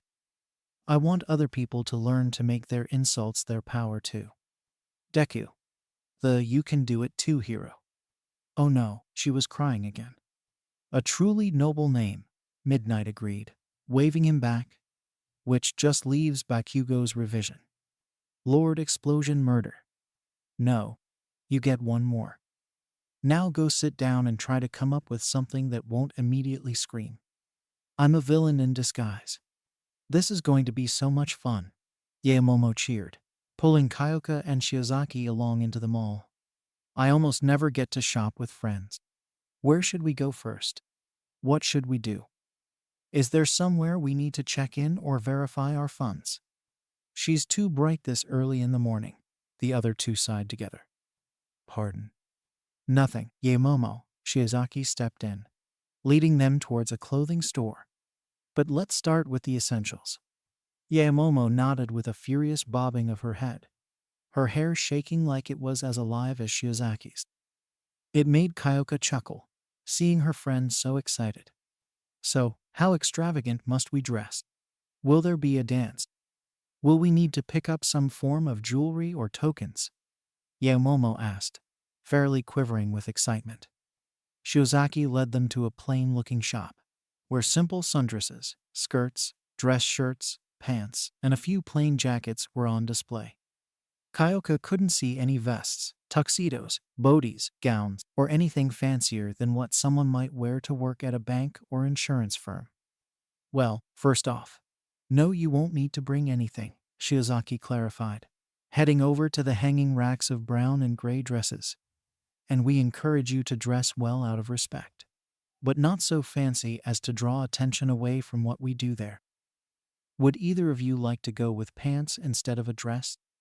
I'm partial to a long-sleeved cut myself. And like that, they were off.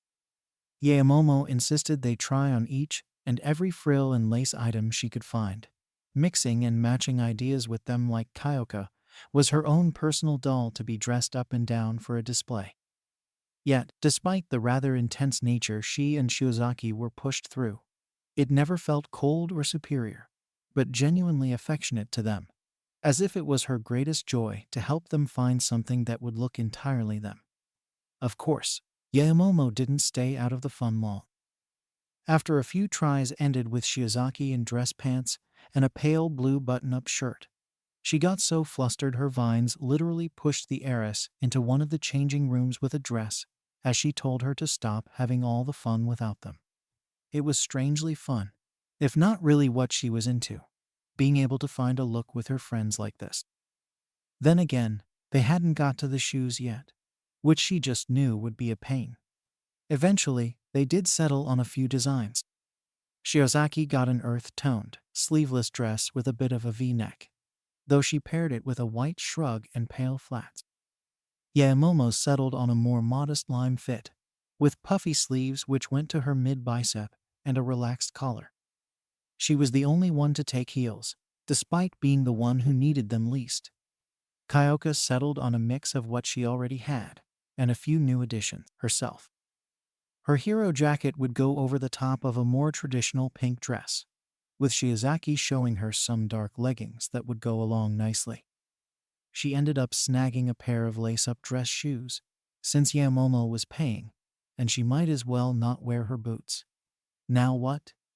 The very tall heiress asked, positively overjoyed they still had time to spare around the mall. I could eat, Kyoka mumbled, not wanting to seem like a leech off her friend's money, but also kind of starving. An excellent idea, Gyro, she agreed, pointing to a bakery and tea shop across the gap, which seemed to be catered to a younger demographic. Toru or Mina might have been at home there, and Ochako probably would at least check the price tag before dismissing it. But Kyoka wasn't really in the mood for, well, that. Luckily, Shiozaki was there to save the day. But he answered and said, "It is written, man shall not live by bread alone, but by every word that proceedeth out of the mouth of God."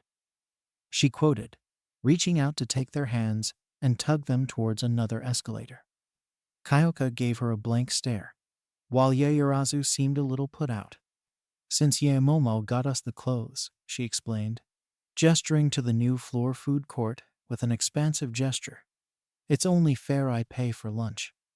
The level of joyful bounce coming off the heiress was nearly visible as she smiled and seemed overcome by gratitude. Kyoka felt a swell of thanks as well, before it was overcome with a bit of guilt that she wasn't paying for anything. Then something bopped her nose. And don't you get pouty on us, Shiozaki admonished. You were the one who arranged our little weekend jaunt. You can pay for something next time. That made her feel better. Or she was annoyed at the bop and was sort of equaling out with the compliment. Regardless, she saw the telltale triangle and circles of a pizza offering, and her feet were already on the march. Tensei stretched a little, trying to gauge how well his healing had gone. So far he only had the one set of stitches, but he'd snapped his fair share of those before, and didn't really care to get them reapplied. You're in working order, the doctor agreed, tapping her chin thoughtfully as he finished his examination. Just don't overdo it, and you'll be fine. No recipro whatsits for a while, unless you want new ribs. I think I'll be fine with the ones I have, Tensei agreed, stepping to the door to don his shirt once again. But I can go on patrol and get back to work. Yes, she waved him out, sighing. Go save the world and whatnot. Chuckling, he shook his head. Oh no, not this month. I've got an intern coming next week, and I'm taking him villain hunting. If you bring Tenya in here with anything more than road rash from a trip, I'm pulling your stitches out. By hand. Tensei stood in the door for another moment, blinking at his usual doctor for a moment before dashing for the door with all possible speed. Well, Atwasker Tokachup, see you later, bye, he called back. He was out the office door and halfway back to his agency by the time he stopped to catch his breath. Villains he could fight all day, and patrols for days without rest he could endure. But people with medical licenses threatening him with retaliation. That scared him. Had he been any more distracted, he would have utterly missed the phone his secretary was holding up at the front. Tensei slowed up and shook his head to clear it. Who could possibly be calling him directly on a day of medical leave? Tenya was studying or something, and he'd spoken to his mother before getting checked out. Hello? Tensei, baby. He sighed, not unhappily, but with a definite edge of tiredness. Hello, Mimiri, he greeted midnight. What can I do for you? You know, I heard a construction worker on the phone the other day, and he asked it, what can I do you for? If you'd asked that, I could have made a pun. Of course you could have, he agreed, going to sit down before she said something to make him fall over in shock. Hence why I didn't say it. But I'll ask again. What do you need, Nimiri? Can't a girl call her old friend when she's lonely? She begged across the line, somehow conveying that she was squirming in her seat like a schoolgirl. What if I just wanted to make sure you got healed up well? Maybe I'm worried you won't be around to get your rebranding. I'm thinking Dragman. As much as I like the speed pun, Tensei admitted, how can I say, absolutely not? Phooey. Well, regardless, I wanted to make sure you're going to be ready for me to come over next week. I'll keep an eye on your little brother during transit, and try not to break his heart in too many ways. Nimiri, you know I support your whole R-rated brand thing. Really, I think it's good you're teaching the next generation of heroes how to tune out distractions like that. But you've got to stay in your own lane. Tensei, I'll get in your lane if you aren't careful. Okay, that one didn't make as much sense as it could have. But you know what I mean. Laughing at his old friend's antics, Tensei relaxed a little bit, feeling the pain in his side ease a little. Sure, but wouldn't Shota get jealous? Why would he be jealous? Have you heard something? Yeah, you two were going out, right? He checked, trying to confirm the last rumor he'd heard. Or was it you and Azashi? There was a boisterous laugh from the other end of the line. Me and Eraserhead, or Mike. Where do you get this from? She managed between laughs. This joke's spoken for the one, and Mike's too busy with his radio station to stay in a relationship. Wait, you mean the one Shota can't stand? They're together? Tensei asked, stunned. Well, not yet, but she's called dibs. And you know my rule about sisters who call dibs. Sure, whatever you say, Nimiri. For the 5th time that day, Tetsu found himself on his back. You have to fight harder, Monoma screamed, his own skin the same metallic sheen as Tetsu's own. We can't let Wana get ahead of us again. Everyone has to train their hardest, no matter what. We're gonna show them, those bastards. We'll show them all. A massive hand came swinging down to crush him. But Monoma just exhaled an air shield and charged Tetsu again. He rolled aside and managed to get back onto his feet, punching his sparring partner in the jaw to try and get him to back off. All around the gym, almost every member of 1B were present, fighting or training in some way. Shishida was charging around, bashing into anything and everything Kodai could expand to get in his way, playing what might have been a game of red light, green light, except with more explosions and roaring. Want me to tap in? Came a voice from his shadow. Tetsu looked down to see Kiwaro grinning up at him evilly. He'd advanced to shadow hopping now, and it wasn't exactly comforting to know he could be anywhere at any time. He didn't want to be listened in on while he practiced his manly workouts. Aren't you supposed to be fighting Kanoko? He asked, jogging around to dive through a cloud of Takage parts where Monoma might not follow. Yeah, but she's scary. Tried to grow a mushroom in my throat and block my windpipe. Got all the way to my jawline before I managed to escape. He had to admit, Kanoko could be formidable when she wanted to be. Usually she was more reserved and happy-go-lucky. But when she got serious, well, he didn't blame Kiwaro for running. Dodge. Tetsu glanced up just in time to be bashed across his stomach by a fist which emerged from the ground. Naturally, Honuki wasn't above a cheap shot. Choosing to keep to the manly way, Tetsu grabbed his arm and pulled him out of the ground, tossing him over at Rin, who smacked him aside without effort. I can't believe not one of us was a finalist. I'm gonna get whoever rigged that stupid festival, Monoma screamed, back on the attack. Tetsu growled and swung around to catch his fist on his side, twisting around to kick him in the back. Hey, I made the tournament, he challenged, clenching his fist angrily. And Shiozaki made the semifinals. Speaking of, where is she? She's off with her friends, Takage explained with a smile, her head hovering by. Monoma didn't make her come since she did so well. I did well too, he grumbled, jogging over to dropkick Kamakiri. You weren't told to come. The insectoid-headed boy called, managing to get just shy as a blade pushed him away. We went to go do our punishment training, and you kept begging us to tell you where we were going and let you come along. Ah, yes, he had done that, hadn't he?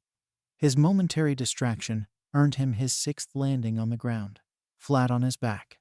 This time with Yanagi's characteristic purple glow around the literal anvil, which had smashed past him. You know, I expected more chanting. Chanting? Ibara asked, confused. Or like, repeating the words of the speaker, Jiro tried, frowning as she tried to figure it out.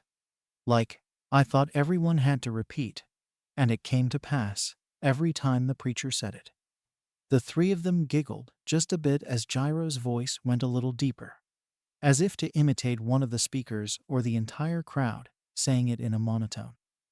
Her impression wasn't bad.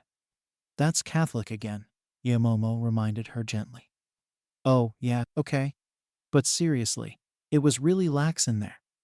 Does that even count? We just listened to a few people tell stories about their lives, said to be nice to one another and overcome our weaknesses, then hung out and learned about some history. It was like a short day at school, quick ethics lesson and all. Ibara wasn't sure what to make of that. She frowned and went to ask when Yaomomo stepped in again, still in the soft voice she'd picked up since entering. She's saying she liked it. Ah, well, it's very centered around personal understanding, she explained, hoping she was answering the question. We try not to have too many rules about things that don't make sense, and when we do, we try to make sure people understand why we don't have a simple reason. Even interpersonal understanding is important. Like how you had to keep shaking your head at everyone when they greeted us, And explain we're your friends from school? Yamomo asked, a question in her voice beyond the rhetorical one. Ibara pursed her lips and nodded. Well, yes, that's a personal explanation, I suppose. Yeah, you kept getting all jittery about it too, Gyro noted, frowning a little. Did we do something wrong? You said our gear was fine. No, no, no, no, no, she insisted, waving her hands in a panic. You were perfect. They worry about me. They stayed silent for a bit, walking over towards Yamomo's chauffeur to get them home. Okay, I know the jacket and gloves are pretty punk, but I didn't think I was that scary. Ibara sagged a little bit, realizing she'd probably have to tell them. But it was better she receive a little judgment than they feel unfairly guilty or angry on her behalf. It wasn't your look, Gyro, she sighed. And it wasn't even you particularly. It's just, well, I suppose the best way to explain it is that I've taken a personal vow of celibacy. Gyro gave her a confused look, while Yamomo seemed not so much surprised at the news and more surprised she'd guessed correctly on something. Why would you do that? Concisely. Because I wish to follow the commandments of my Lord God. And one of my many struggles is that I won't be able to proceed in love the way I'd like to. She barely noticed her vines starting to wrap around her body, curling in on her as she became more anxious. So, what? They worry we're going to corrupt you? Gyro asked, a little defensively. Not precisely. Then what precisely? You seem so bent out of shape over this. But you keep pulling back like you've done something wrong, the earphone girl protested, frowning with a hurt expression. You say we didn't do anything wrong, but I keep getting the impression there was a problem or some such. Ibara ran her hands up over her face, running the fingers through her vines to try and calm them.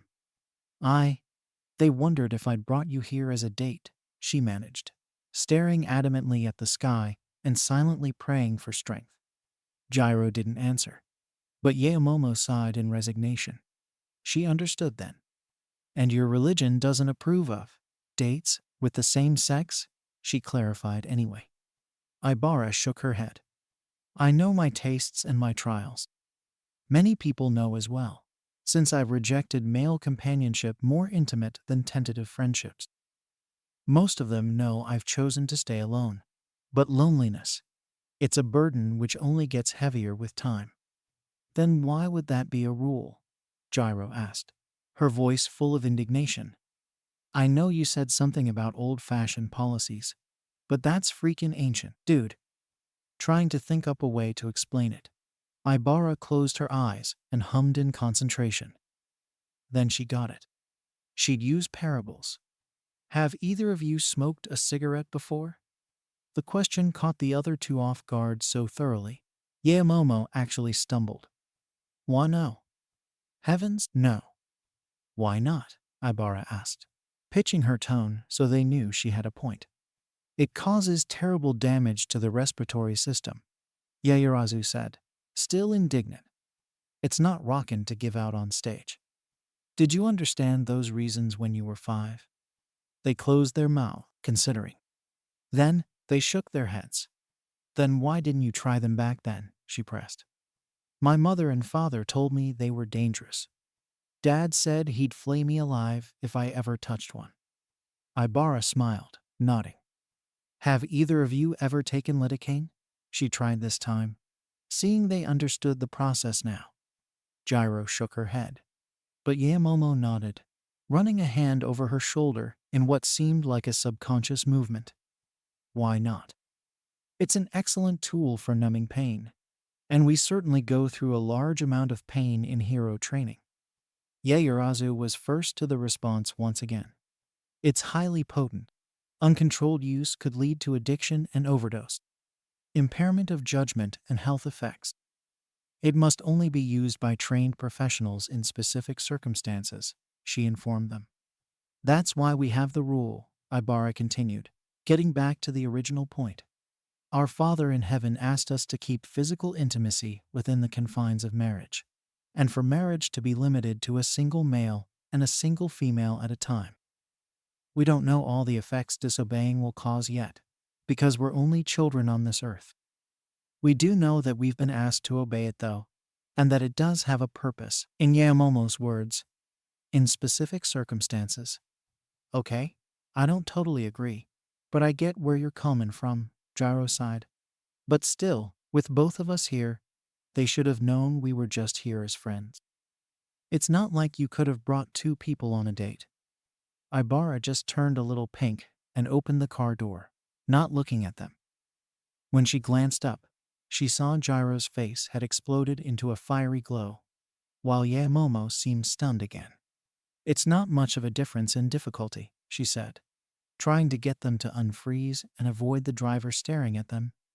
Being alone without one person is mathematically the same as being alone without more than one person. And all of them know this about you. I'm not ashamed of who I am. Anyone who has asked knows. They didn't move, and Ibara began to worry she'd revealed too much. I don't wish to hold you up, she sputtered, stepping back from the door. Thank you for coming with me today and cheering me up after our match. Gyro-sama, Yaoyorozu-sama. She turned to walk home, glad the day was at least marginally cool, when something touched her shoulder with a tentative softness. Ibara glanced back, paling as she saw one of the earphone jacks had reached over to stop her. She didn't know what to do, and simply waited for them to speak. Shiozaki-chan, Gyro muttered, recalling her quirk and tapping her fingers a little timidly. Why you don't have to leave. We're not mad or anything. Just surprised. If I made you uncomfortable, I didn't mean to imply. Shiozaki? Yaoyorozu interrupted, sliding her hand down into Gyro's before looking at her. We're not opposed to yesterday having been a date. We just wish you'd been honest with us. I was, Ibara insisted, fear still coursing through her veins. Yesterday and today, they weren't meant to be anything other than what I said they were. I truly do wish to be your friend, and to repay you for your help. I don't mean to be rude, and I would consider myself more than lucky to date either one of you, let alone both, but it's something I can't do. The other two glanced to one another, then back to Ibara. Yaoyorozu let go of Gyro's hand and got into the car, leaving the other two to stare at one another. For a moment, Ibara feared, or perhaps hoped she'd get in too, close the door, and they'd drive off. Instead, Gyro held out her hand. Well, friends don't leave each other on the side of the road, she said. Come on, let's go home. So, who did you pick, Senshin? Izuku asked, looking over his pages of offers and feeling a bit overwhelmed. Gunhead, she proclaimed, punching the air and grinning. Really? Izuku asked, confused and surprised. But you got offers from a bunch of higher-up heroes. And aren't you looking to be a rescue hero? Senshin nodded and clenched her fists in determination. Yeah, but I won most of my fights by luck and being tricky, and most of them because everyone was tired. I need to get better at fighting. Ida had me dead to rights from the get-go. I just had the advantage of an early tag. I need to know how to get those in faster and more accurately, and how to avoid getting hit so much, she proclaimed. Plus, I check on some of the other fighting heroes like you said, and he's one of the better grapplers and stuff. Everyone else is all punchy-kicky, but he's good at grab and capture. You're pretty smart to focus on your weaknesses after a victory, Kiro, Tsu praised, stepping over with her own paper. I'm more looking to focus on getting better with someone who knows how my quirk works. Izuku glanced at her requested choices and blinked in surprise at the options. Hash 2 of Selkie was obvious, but at Hash 1, Gang Orca, he gasped, eyes shining. The number 10 hero requested you. Kiro. He sent in the offer. It looks like many of us will be working with our personal preferences, rather than merely the greatest pro to offer us a spot, Ida put in, grinning and chopping a little. My brother requested I join him for some specialized training, though I did receive an offer from various others. I even found an offer from Mirko, though I rejected it on principle. You skipped out on Mirko? Ashido gasped in alarm. Who gave you the right? Ida wasn't taking her flack, though. He chopped his arms down simultaneously, his expression fierce. The rabbit hero. Mirko has a standing policy of solitude, viewing other heroes working together as failures and weaklings, rather than seeing the value of teamwork, the covering of shortcomings, and other such important skills of a pro hero, he said brusquely. I would undoubtedly be well served in my quirk skill acquisition, but I would rather not work alongside such a poor worldview until my own character and ideals are cemented enough to endure them without being shifted. I thought about going with the Ifome hero or mourning Jenny for that reason, Todoroki interjected. But at the end of the day, my fire's underdeveloped as it is, and I need to catch up. So I took Endeavor's offer. At least put Mirko in as a second, so you can have it on record you were willing to learn from her. As Ida and Todoroki began to discuss the merits of their choices and reasons, Izuku started looking over his own list. There were dozens of pros there, with so many of them excellent fits. Even the American hero, Captain Celebrity, had sent over an offer. But he needed someone who wouldn't just teach him how to fly. He needed someone who could help him start to get a handle on the multiple quirks he was unlocking. All Might had specifically said to focus on recapturing the purple lightning which had enhanced his body. The problem was, so far as Izuku could tell, the actual activation of the stockpile part of his quirk had been due to Nana Shimura activating it for him, and not realizing how ill-prepared he was to use it.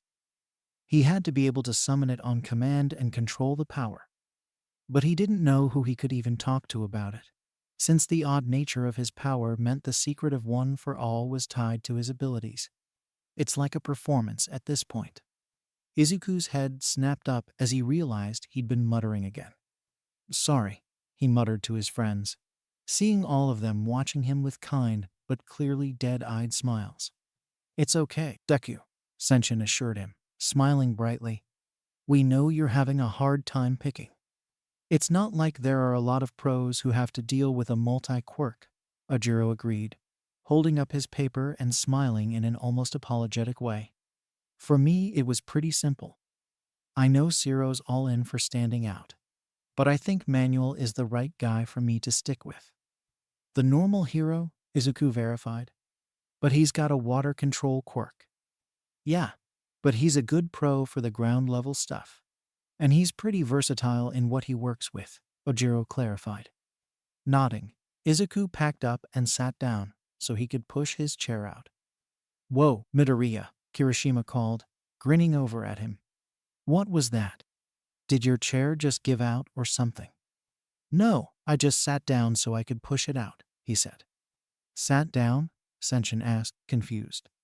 But you were already sitting, weren't you? Izuku shuffled his chair back in and got to where he was. Okay, you can pull it out now. Senshin eased his chair back, revealing him to be holding an air chair position, though quivering a bit more than he had been before. Dude, so manly. He seeks to hunt hares with his wing bound. Soon he will crash and find no meal, or else learn to fly through will alone. You're so depressing, sometimes, Fumi. You should encourage him. Shaking his head at Dark Shadow's usual antics, Izuku threw his bag over his shoulder and gave Senshin a second to grab her things. They headed for the door, deciding he should probably go to the computer lab and check up on some of his offers. Senshin was right alongside him, idly chatting about how they could try mid-air sparring when they got back, since no one else really had to deal with that problem.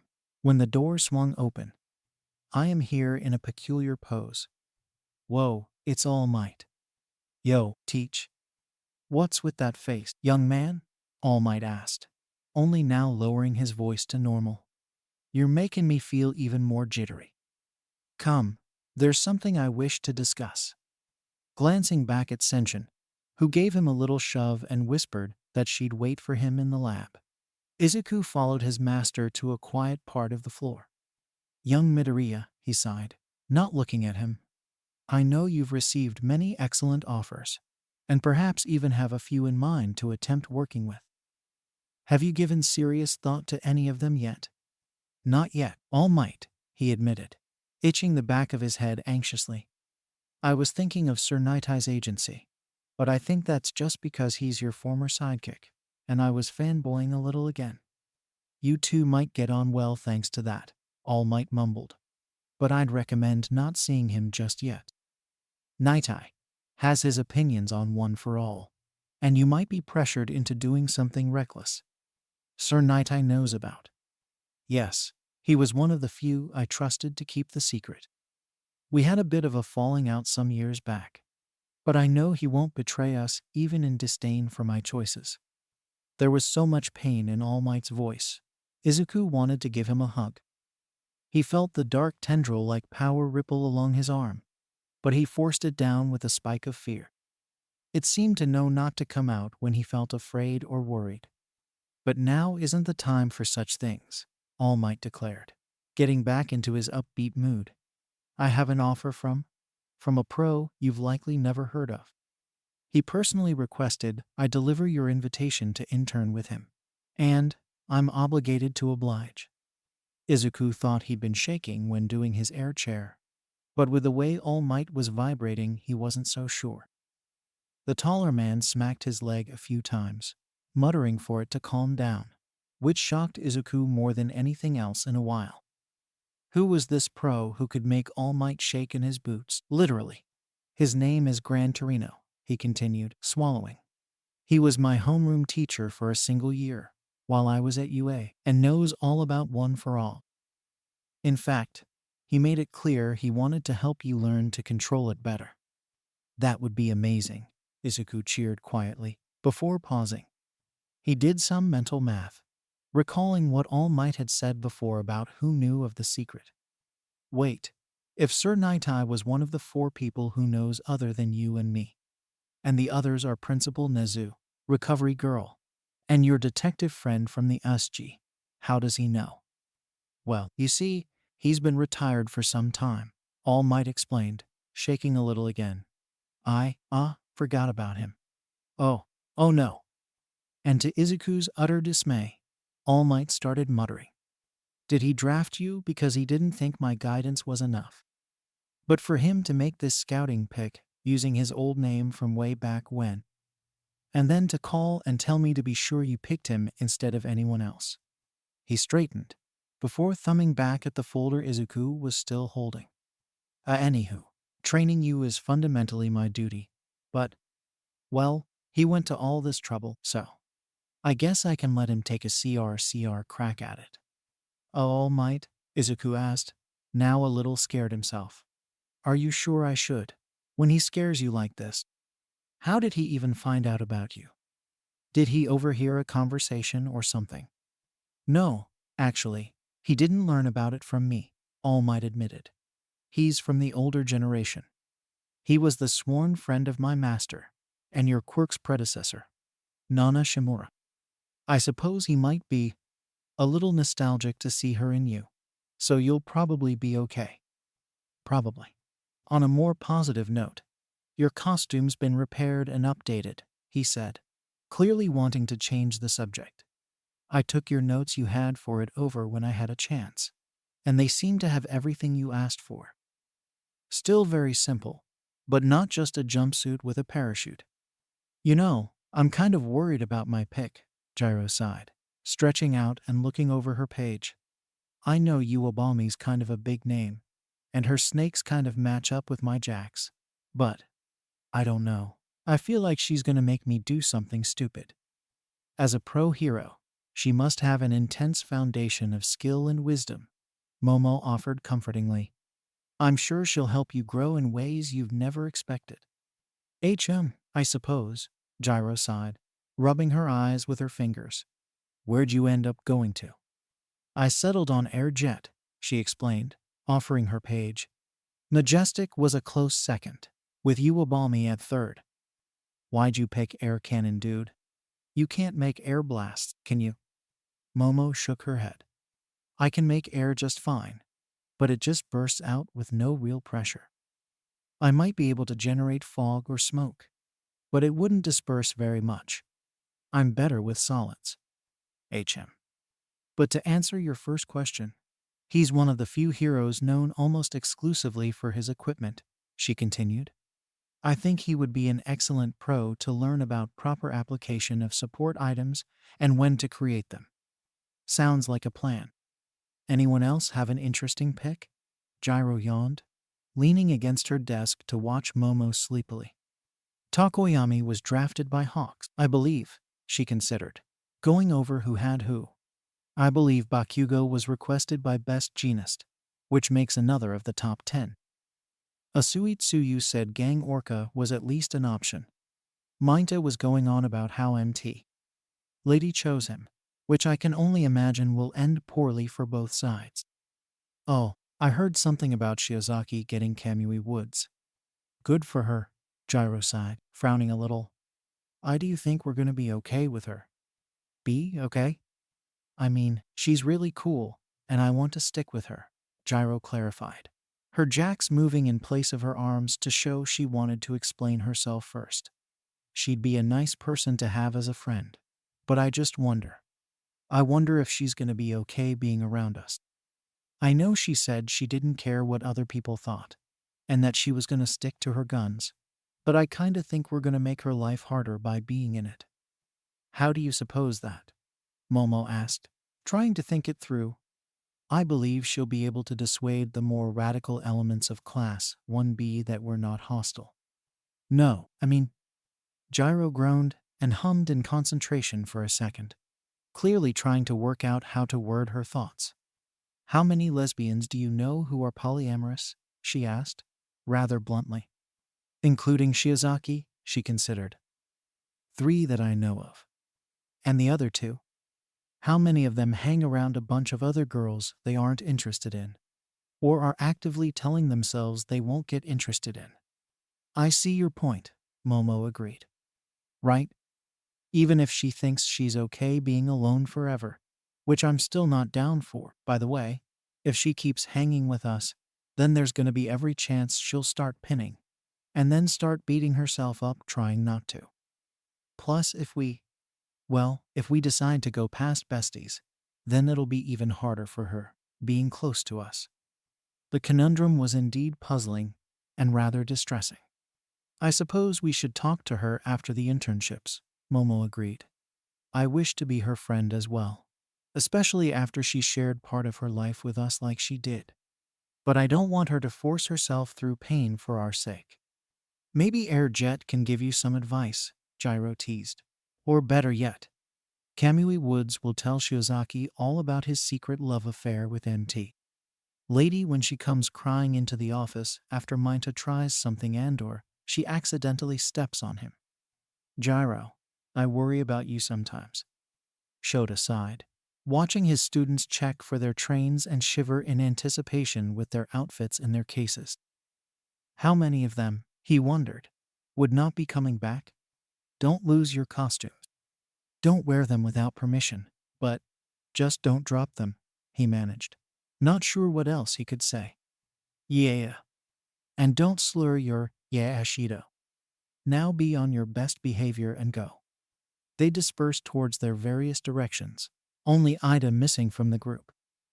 Ingenium V had, sadly, been taken from his friends early by midnight and crammed into the plain, white kidnapper van that was the Nightingale. Had he screamed, "Help!" any louder as she dragged him inside, someone might have actually tried to save him. Probably Midoriya, Shota smirked to himself, feeling oddly sad to see them all go. Midnight Sensei.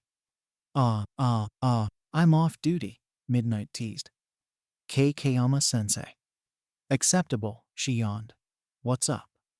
I just wondered why you're so intent on visiting my brother. Kayama sighed, leaning back in her chair and putting on a rather wistful expression. Surprisingly, she was not wearing her hero costume she seemed to adore so much. Rather, she was wearing an ultra-large t-shirt, which might have been a piece of Fatgum merchandise at one point early in his career, along with sandals and half-moon glasses. The sleeves were rolled up to expose her arms, and the hem only went down to her mid-thigh. The overall effect was that of someone who'd got out of bed and was somehow worse than if she'd gone with her seductress outfit. Tenya was pretty sure he'd be dead by now, if it wasn't for the fact he had ultimate control of his physical body and mind, thanks to years of dedicated training to become unbreakable. Tensei, Tensei, Tensei, she muttered, considering. You know, back when we were at UA together, we were a bit like rivals. He got 1B, I got 1A. He was the one who could move the fastest. I was the one who brought everything to a screeching halt. We even got into a little bit of a costume battle in our 3rd year. I swore mine could be the most efficient, and he tried to one-up me by getting a race car built around him. So, naturally, I grabbed a pair of boots, a belt, and a trench coat and called it a day. I won, FYI. Tenya was dead. Yep, he was absolutely deceased now. Goodbye Uraraka and Midoriya, his best friends. Midnight had claimed the life of a student, merely by reminiscing about her 3rd year at UA, where evidently she'd known his brother. The thing is, we only had 4 ops in our year, she sighed, her overly dramatic tone coming out in spades. Plus an ought. But that wasn't really going anywhere after an accident we had during our work studies. Everyone kept shipping me and Tensei, but I was so busy being the R-rated heroine and fantasizing about a future full of young men serving my every whim while I lounged about home, I didn't see just how lucky I would have been. Kayama's voice became speculative and full of regret, making her seem suddenly much older and more weary. Your brother. He's probably one of the best out there, kid. Yeah, we all do sponsorship deals and play the part for the crowds. But he never believed his own character. He's never been an ingenium true believer. He's always been about the people, the work, and his friends. I remember he wanted to induct a vigilante into his team for a bit, license or no license. Let him get back to work on cleaning up the underground, of course. But only because Tensei admitted he'd be getting in the other guy's way if they teamed up. Giving Tenya's shoulder a gentle punch to try and revive him, Kayama chuckled. I'll tell you this, Tenya. If I'd been a little bit smarter about my life at your age, focused more on the job than the character of Midnight, I'd probably be your sister-in-law, and probably in the top 25 instead of just the top 100. That's why I became a teacher, see? I never wanted anyone to mess up how I did. Now, no matter who goes through my classroom, there won't be any more R-rated heroes who believe in harems. Just heroes who put on the show so people can feel safe. Then, you're coming to learn from Tensei on how to become that hero yourself? He tried, earning himself a whack from her open hand. Jiguku no, she scolded. I'm gonna show him up on how I'm still better than he is. I even brought some of my raunchier outfits just to tease him. Oh. After a moment of holding her serious face, she started laughing. Kid, you are too easy sometimes. Nah, I'm going to help him get back in the game. He's dropped 3 hero rankings in the last year, and I'm gonna get him into the top 10 if it kills me. Not to mention, I can totally prove my powers of seduction are second to none. You know, I never actually managed to get him to sleep with me. Freakin' had 5 mistletoe encounters, and not even a peck on the cheek. Tenya decided to go back to being dead. He liked it much better than hearing about Midnight and his brother in any context. Kayama just laughed and pushed a little more into the gas, muttering something about proving she could get out of a ticket without effort. It was going to be a long week. Sir, Izuku cried, leaping into the room and kneeling beside the figure to check his pulse. Had he been attacked? How had he lost so much blood without it spreading more? Would paramedics even get here in time? I'm alive, he roared, sitting up suddenly and kicking Izuku off him. You're alive, Izuku confirmed, relieved and a little shocked at the blow. Who are you? The man shouted back. Standing quickly, Izuku bowed and introduced himself. Izuku Midoriya, sir. I'm here from UA, high school. I was told you requested I be here over another agency. Oh, and who are you? He asked, his tone that of someone rather confused. Izuku Midoriya. I think it's lunchtime. Izuku gaped at the man as he dropped onto the floor, right in the center of the red patch, and what he now realized were sausages, not organs. The man clearly wasn't well, and probably would be in danger if he stayed on his own for much longer. He'd call All Might and see about getting him into assisted living, and maybe try to salvage one of the other internships. Nightai probably wouldn't take him this late, but maybe he could still get in with Morning Crow Agency. I know that muttering, Tashinori. The elderly man beamed, pointing at him. He thinks I'm All Might? Izuku thought, aghast. And no sir, I'm not, he apologized. Excuse me, I need to make a quick phone call. He turned towards the door, hoping help would get here soon. Hit me with an attack. I want to see what you can do with One for All. The comment was so starkly different from his prior tone and way of speaking. It took a moment for Izuku to register that it was indeed the old man who was speaking. I need to see what kind of handle you have on Nana's old quirk too. So try a mid-air punch, if you can manage it. Sir, I don't think I can. Oh ho ho, nice costume. These boots look better than Nana's old beaters. Put him on and come at me. Then he turned back to Izuku and his face went to the dopey grin and curiosity from before. And who are you again? Izuku clenched his mouth and shook his head, speaking more to himself than the old man. I need to learn to use my quirks properly, without destroying my body, he said, holding up his destroyed and multi-scared hand. I didn't think about what I was doing before, and now I'm one bad move from losing my chance entirely. I need control now, and not just for myself. All Might's not going to be around much longer, and I need to step up before he's gone.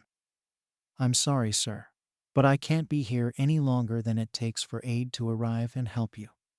He could almost hear the stunned silence behind him, but didn't really care.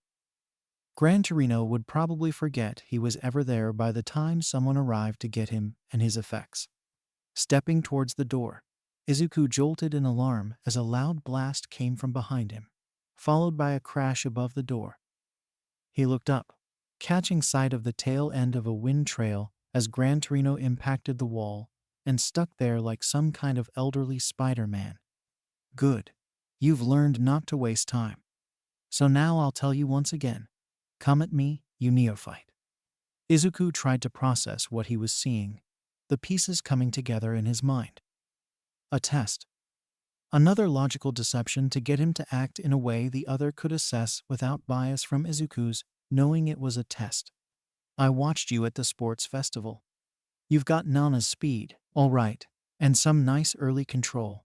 But I saw how it strained you to hold up the other boy for longer than a few minutes, and how you had to stop moving by flying in the opposite direction. Not to mention your actual attacks with One for All weren't tuned to your body at all, and your punching match was pitiful. He sighed, growling almost to himself. That justice-obsessed fool, All Might, sure is a novice when it comes to teaching. He hasn't even inspired you to emulate his boxing style. A step backwards, but at least a step at all. But if he's not going to watch over you properly, then that means I'm going to have to. He grinned, and Izuku grinned back, realizing that this was indeed All Might's teacher, from how he spoke to his methods of deception. So, put on your costume. Yes, sir. Izuku grabbed his case and jogged up the stairs, grabbing the first empty room and getting changed. He was surprised to find the outfit exceptionally different from how he'd imagined. It even came with a little user's manual on what each component did, and an apology they'd changed the materials and design slightly. He wanted to be mad they'd changed his mother's gift, but really he couldn't be more pleased. The compression gloves seemed a bit bulky in the knuckles, and he couldn't quite find a fit where the skin actually met the fabric, while his fingers were quite tightly held. Checking the manual, he realized that was intentional, as the rift between his fingers and the support structure when he made a fist would allow more of the shock to be taken by his whole arm, rather than getting caught in his wrist, elbow, or fingers, which would suffer far more than if his arm itself broke. The boots were similarly impressive, with a similar design to Uravity's, though more streamlined for combat use instead of the bubbly, friendly look she had. The pads had springs and cushions to soften impacts, but could also lock the external, metal soles into place when he wanted to hit something hard intentionally or run without bouncing. And of course, his mask was much more impressive than before, with the sharp and lined metal appearing bold and a bit intimidating. He left that around his neck for the time being, not wanting to scare the old man, and instead grinning at the colors they'd added without comment. On his compression gloves, there was an odd loop of color, which came forward as it came around to the outside of his bicep, before returning to where it was, making a sort of step down his arm. There were two on his left arm, each the color of his own hair, the forest green much darker than his mother's jumpsuit. But on the right, they'd got the colors he'd requested perfectly. The uppermost was the same green as his mother's hair, just a half shade darker than the costume itself. Below that was a thick gold stripe. After that was a pink, followed by a much thinner blue, a normal thickness black, and then a trio of medium ones in violet, indigo, and red. He'd requested they continue to add bands on his uniform each time it was updated or repaired, and that he'd supply the new colors and sizes as those times came. And All Might said it wasn't so uncommon, a request to have certain colors added to one's outfit in small details, and usually a fairly quick design to add during upkeep. Izuku wouldn't let himself forget how he came to get there, and guessed there would be a yellow edition before too long. "All right," Izuku said, clenching his fists and nodding at Gran Torino. "I'm ready. But, are you sure we should do this here? I can't really get going without hitting something, and I don't want to break your place. And if I go with a stockpile quirk, it's fixed at 30%, and you might get hurt if I hit you at that power." "You sure talk a lot," Gran Torino muttered, before vanishing entirely. "I'm starting to get a little impatient," he shouted from behind Izuku, smashing a foot into his back. "Gah! I thought you wanted a demonstration, not an actual fight." Gran Torino smashed into the microwave, crushing it like cardboard and scowling at him. "You clearly don't perceive my true power. You haven't learned from your mistake at the festival. I showed you I was dangerous. I displayed that I don't waste time on idle actions, and yet you weren't ready. That girl who won first had no right to defeat you with her power against yours, yet she manipulated you like a puppet. You didn't think to check in midair if she was playing you, and while you were acting all concerned for her, she was winking at the judge to make sure everyone knew you'd just thrown the fight like a chump. To choose such a wet blanket for the 9th successor. All Might's truly a novice among novices," he jibed. Izuku frowned back. That was going too far. Uraraka had outwitted him, and he'd acted without thinking. That was fair enough. But All Might wasn't someone to be idly scorned. His new mentor vanished again, and another impact hit him from the back. This time, though, he didn't stop moving, whooshing off again. Izuku managed to hear him ping off a few of the walls and ceiling, and guessed he was using them for push-off points. If Gran Torino could do it, so could he. Kicking in float, Izuku launched himself at the wall at an angle to where he'd heard the last ping off the wall, and managed to avoid the next hit. Keeping it at the 3% he was comfortable with, Izuku started pushing off the walls, reorienting, and then firing off again. It was quickly apparent to both of them, however. Izuku wasn't nearly as fast. "You're stiff," came a voice from behind him, "and you're slow." Izuku had begun to notice the angles he was using, and had already spun to punch at the area where Torino should have been. But his fist caught only air. "You're predicting, but you're not acting." The voice came from behind him again. A much harder kick sent him into the ceiling, and he drifted off, float still active, but down to its 0% mode of null gravity. He let go and slumped against the floor on his back, Gran Torino walking over and grabbing his arm. The elderly man shook his arm, then tapped his head.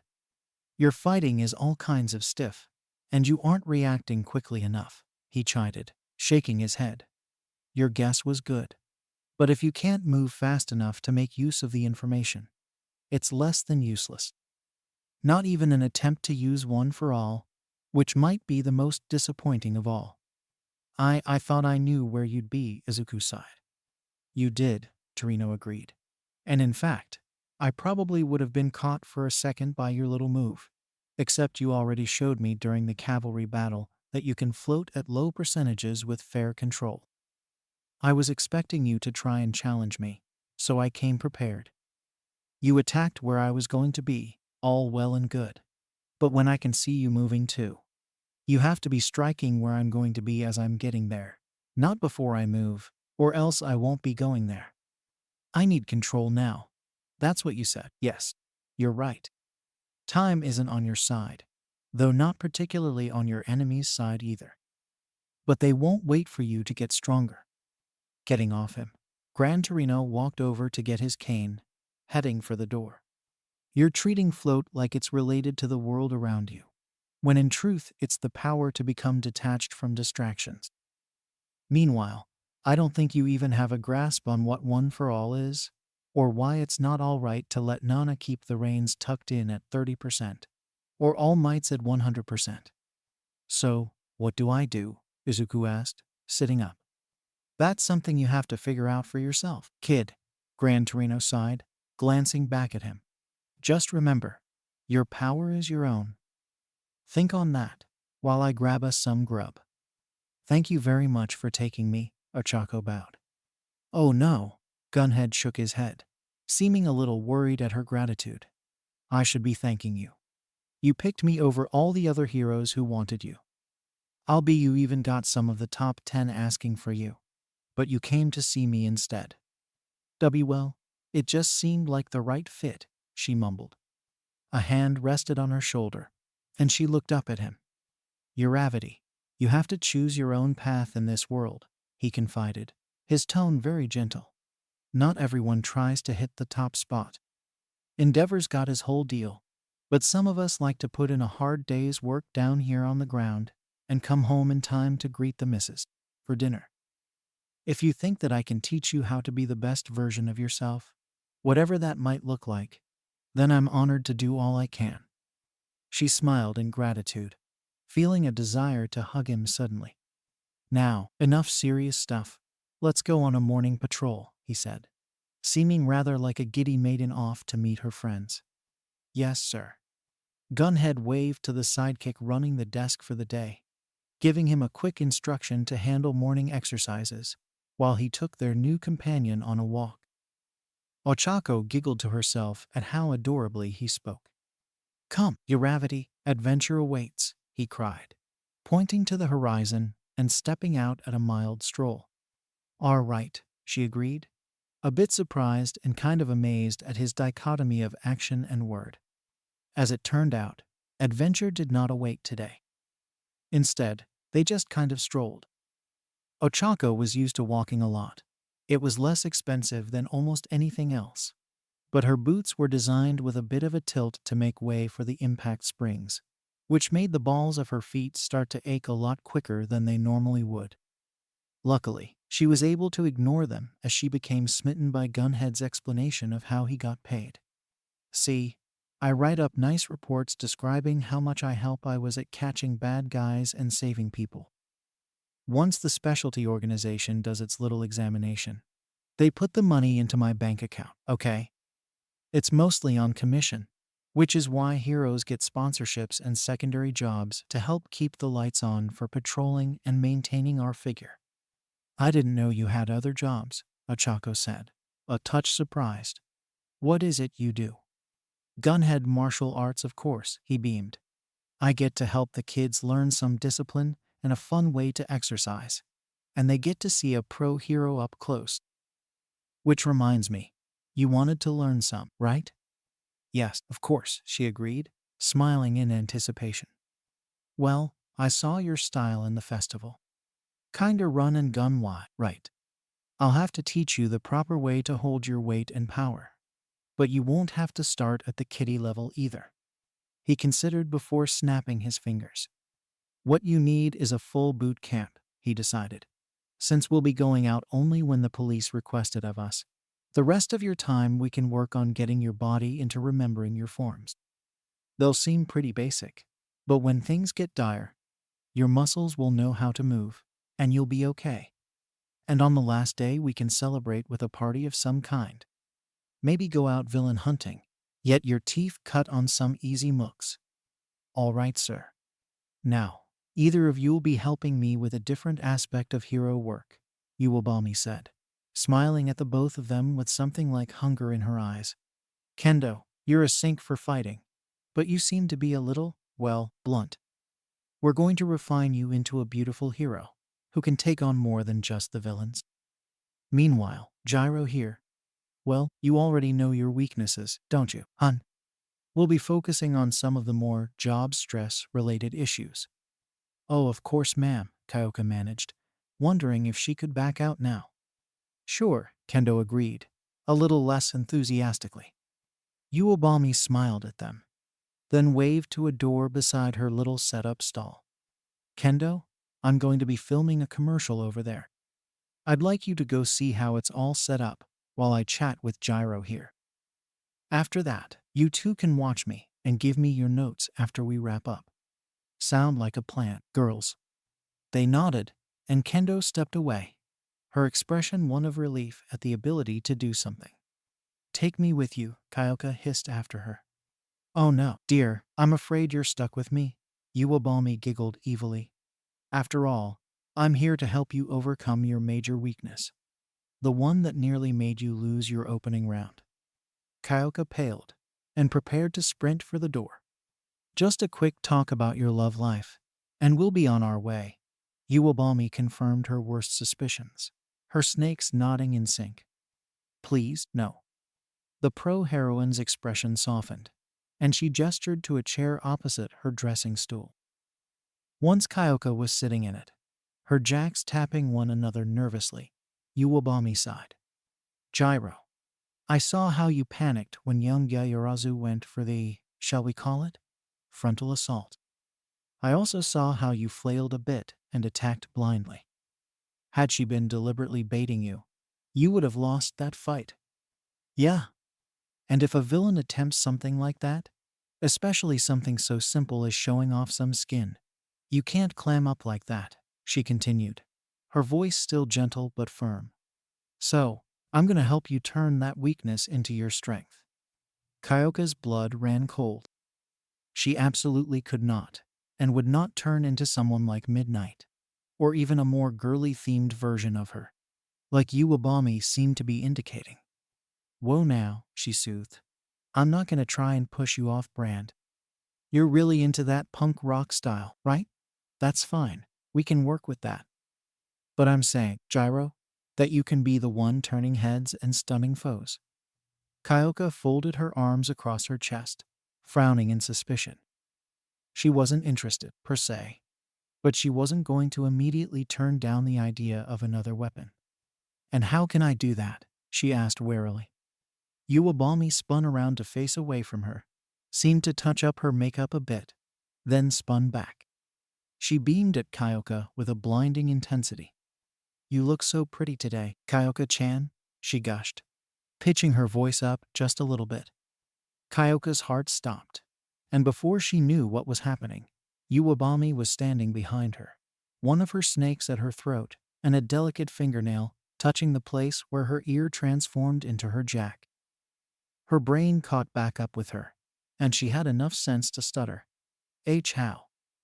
Iwabami let her go, stepping back around to sit down, her entire aura that of a woman who knows she's in control of a room. She felt menacingly like Midnight, but more intense and less seductive. I did that with a grin and a compliment, she said, back to her usual tone. You didn't expect it, and your brain didn't see me as a threat.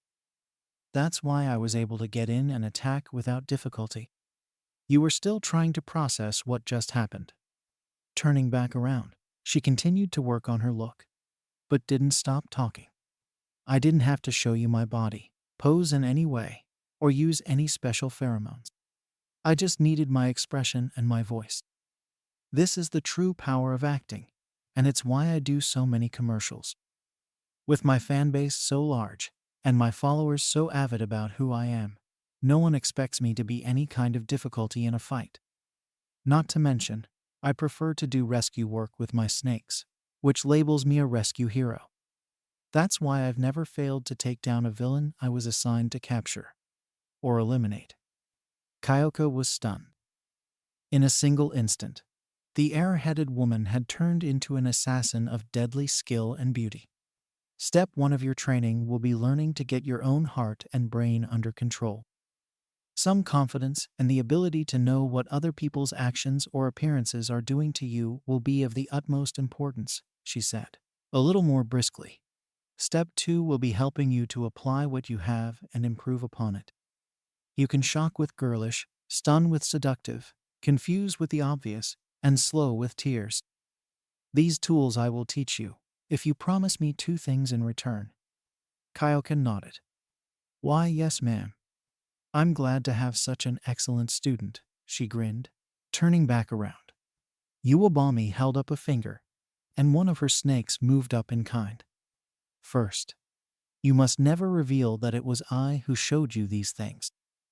Tsutsumi would kill to figure out how my count's so high. Granted, she'd kill for a lot less, but I don't think you're really interested in those things.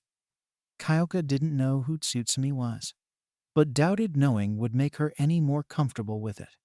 Second, Uwabami trilled, putting up another finger and another snake and grinning like the devil. You have to tell me how it goes with your girls. My. I know, nothing's official yet, Uwabami cooed, getting back to her usual persona. But I just can't wait to see which one you pick, and how you manage to enthrall them. Perhaps you'll entrance them both, or maybe pick someone else entirely. I simply have to know. That is to say. I know, it's a bit of a long-term commitment, she agreed, tapping her chin in thought. So I promise to give you a new bit of advice or training whenever you give me an update. It'll be all on you that way, and you can quit whenever you see fit. Kyoka swallowed, trying to take it all in. It seemed like a heavy bit of info, and some strict requirements. But all in all, she really couldn't say it didn't sound like a good use of her time. Not to mention, she would be able to call it quits whenever she chose, which was a good backup plan. All right, I'll do it. Excellent. I knew you were a good pick when I saw how cute you looked. Now, be sure to watch closely during the commercial. Not just me, but the people around me. Keep your ears out, darling, and tell me what you hear. I mean, I don't get why you didn't go for someone flashier, Manuel said, a bit bashfully. I know you've got the whole plain hero thing going on, which kinds fits my agency, but you're really kind of limiting yourself by giving into the stereotype of being the normal guy. Mashirao shook his head. I don't see it that way. I'm okay being plain. That just means I'll be able to do my job more easily, without worrying about being on brand or anything. Manuel nodded, but seemed concerned. Are you sure it isn't for another reason? He asked, a bit warily. Such as, you're after the hero killer, right? Mashirao blinked at him, utterly bewildered. What? I just can't think of any other reason why you'd choose my agency, he admitted. I mean, I'm thrilled you did. Don't get me wrong. It's just, don't let yourself get motivated by personal grudges. Mashirao stared at him, utterly blank-faced. Or not, never mind. Manuel backpedaled, turning and going back to his patrol with an air of trying too hard to be casual. Mashirao stared after him, still confused as to what was going on with his mentor. Was he being funny? Minoru gasped for air, sticking his head out of the apartment window as he tried to regain his wits. He'd come here for various things, none of which had happened, and been hired for mostly related things, like learning how to be a popular and well-loved hero who girls would flock to and shower with kisses in the morning. He'd done none of those things. What he had done was a completely worthless day's work. He'd cleaned an apartment, been told about how to spend his downtime between jobs, and on the one assignment they'd gone on, he'd been forced to just watch her fight them at normal size. He wanted to see her go giant and smoosh some guys, for crying out loud. This was turning out to be an awful decision on his part. Would Sensei? Ibara asked, a bit timidly. The seasoned pro looked up from his phone, glancing to her with a bit of a distracted gaze. Why, yes, fine. You seem, well, rather discontented. May I ask who you were texting? She pried, tentative of overstepping. Kamui Wood sighed and rubbed his forehead, seeming to consider how to answer her. I was talking with a cohort who's dealing with one of your fellow students. I'm a bit anxious as to their progress. She's rather new at being a hero herself, and he's not exactly a shining example of what I would call someone with potential. Ibara nodded, having heard something of the relationship rumored to be around the two semi-rivals. Something of a mentor dynamic, though one which was quickly evolving into friends and teammates. I too was worried when I heard she'd requested Minta, Ibara admitted. I'd hoped it was merely rumor, but if they are indeed working together this week, I have faith they'll come through it stronger than if they had not. Kamui chuckled a little. He pulled over his phone and scrolled up from where he'd last been. According to her, he's attempted to sneak into her room to steal personal effects, no less than 4 times since arriving, and she had to make sure another hero can watch him when she went into action. Since she didn't think he could be trusted otherwise, he sighed, continuing down. And based on what she hasn't told me, I think he's been doing worse, but she's trying to A. not get fired for incompetence during an internship, and B. not get him kicked out of the hero course forever. I wish I had a clue as to why. Ibara didn't really have the words to explain how she felt about that report for the first day. She finally settled on. Yep. They sat in silence for a bit, using the couches in Kamui's break room to wait on some reports before their night patrol. After a moment, Ibara decided to try and cheer him up, though she supposed she was also risking a lecture. You really care about her, don't you, sir? She asked, glancing at the floor. Despite your rocky first meeting, you want to see her succeed, and you want her to be safe. The pro gazed off into the distance, deep in thought. He glanced down at his wooden hand, opening and closing it a few times, the slight creak of the material sounding rather calming in the quiet. She has potential to be one of the biggest symbols of security to the people, he said finally, still not looking at her. I suppose both literally and figuratively. Takeyama. She's in this job for the fame, yeah, but deep down she's willing to put in the work for it, and understands what the job is. Even if she has no shame and could do with some empathy lessons, I want her to make it to the top, where she wants to be, and I want to be proud of her for making it there. More than anything, she's dedicated, and despite everything, it's honestly rather amazing to see, even when it gets in my way. Ibara could hear the mixed affection and irritation in his voice, which usually combined to form some variant of love, be it platonic or romantic. She smiled and offered a hand on his shoulder. I know it isn't my place to offer suggestions, she admitted, smiling. But I understand sleep deprivation is part of a hero's training. I would be honored to learn something about it. And if, suppose, we lined up our schedules accidentally with that of the famous MT lady, I could do with a crash course in unexpected team-ups with unfamiliar heroes. Her intent wasn't subtle, but Kamui's eyes lit up at the idea. He quickly got himself under control, and she retreated a little to give him proper space. That won't be necessary. Fine, he said, overly formal as if playing a character with her. However, I do think MT lady might find the suggestion helpful. We'll have to see about getting you that training another time. Tonight, though, I want to see how you do with quick transit. We'll be having a bit of a game, in fact. A game, sir? She asked, not getting into the role quite as well. Yes, he proclaimed, standing up and gesturing to his sidekicks to come over. We'll be having a race. I want to see how you do in a little speed challenge. Ibara nodded, thinking of how best to maneuver in a city at night. It wouldn't be easy, especially with her need to locate each and every vantage point manually. Who will I be racing, sir? She asked. You? Not at all. You'll be racing them. She looked over the 6 sidekicks, blinking in surprise. All at once, she hoped. Kamui Wood's expression became darker, and yet more happy at the same time. They'll be having a little relay, he explained.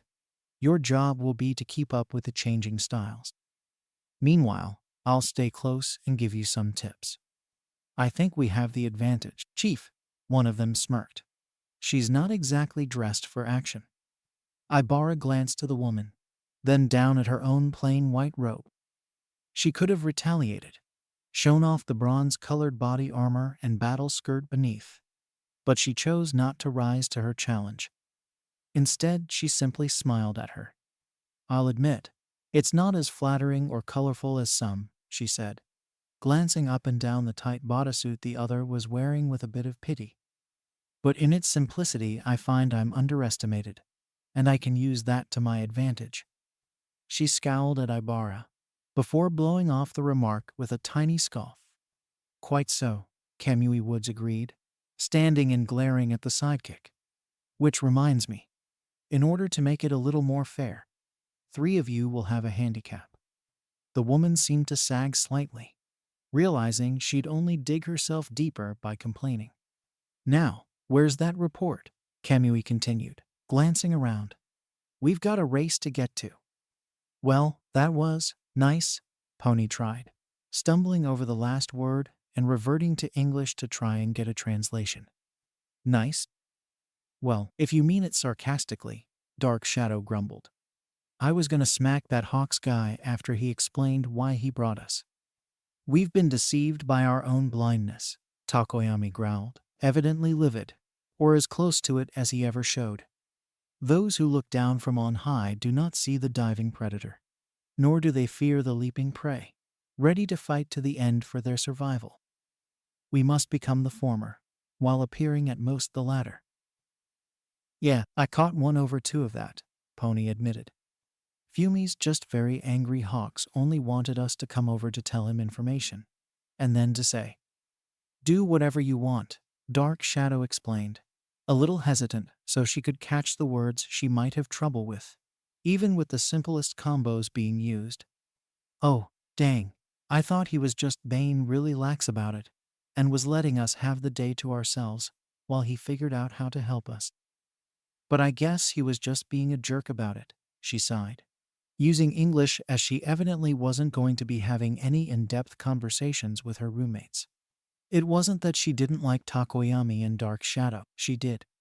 It was just that they weren't really communicating right. He liked to talk in metaphor and cryptic messages with convoluted words, which usually meant Pony didn't know what he was talking about. Meanwhile, Dark Shadow spoke very clearly, but also very slowly and sometimes a little condescendingly, treating her almost like a child. Pony hated being treated like a kid. Yes, she was new here, and didn't speak very well, and yeah, she had her share of girly and more innocent interests, but she could separate that from work. She liked explosions and action movies too. She was down to spear a training dummy with her high-speed horns or bash an enemy to paste with her hooves, just point her in the right direction. Pony was smiley and nice to people, but that was because she wasn't an antagonistic bastard like Monoma or Bakugo. She'd punch someone in the gut if they sassed her, or she'd be their best friend if they stood up tall for her.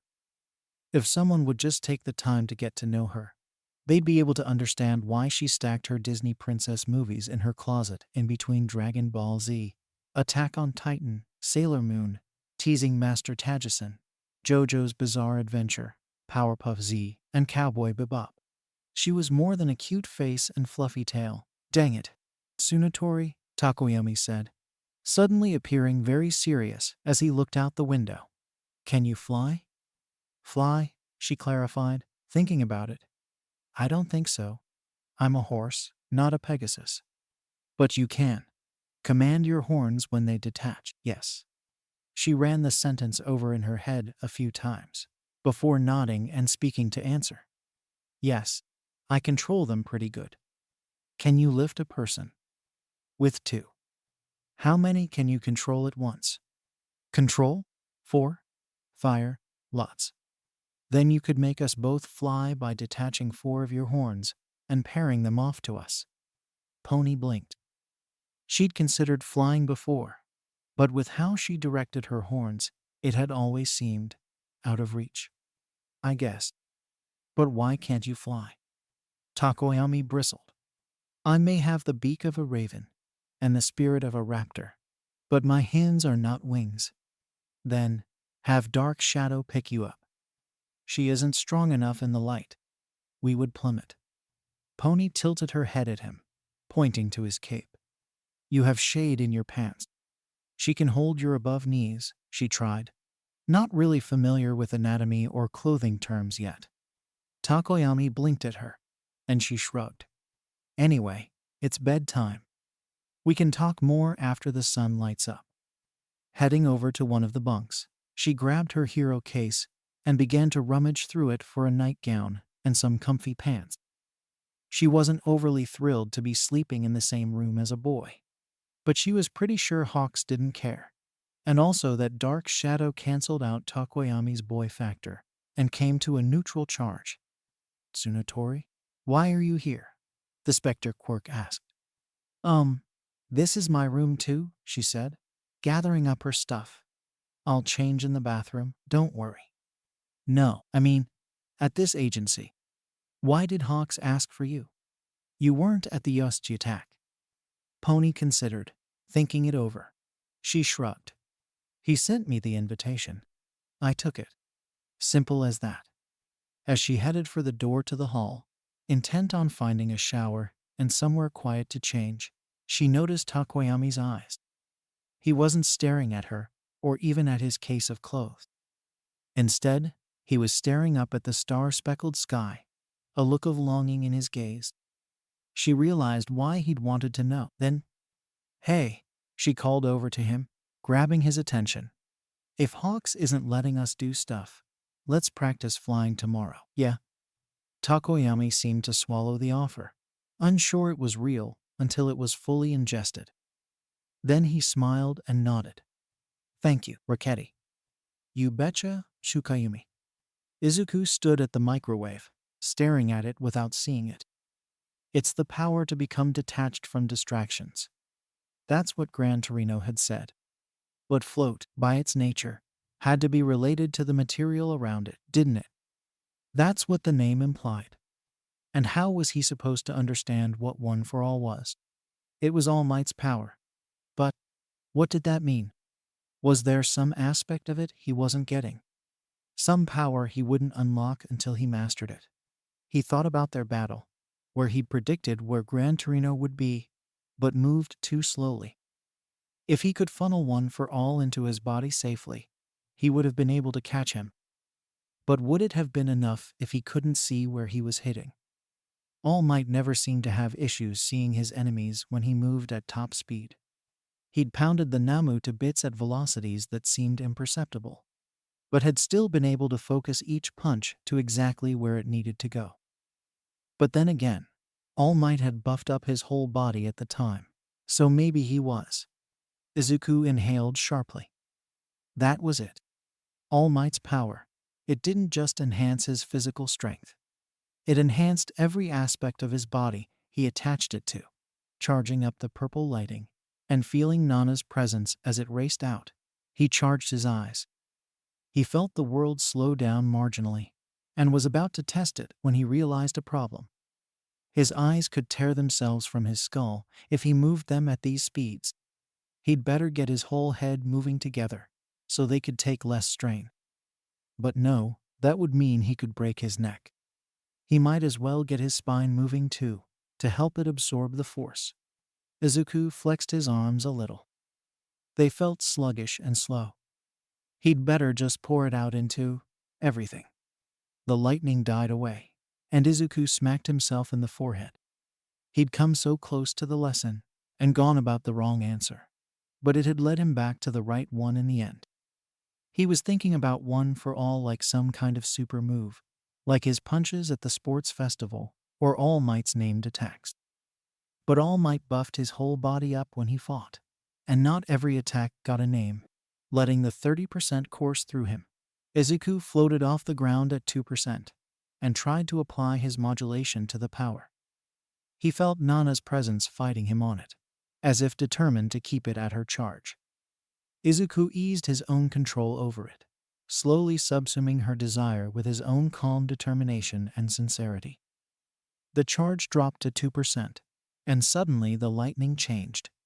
Instead of the slow, powerful bolts of purple, they changed to quick and vibrant green, jumping from spot to spot with a furious rapidity and wild pattern.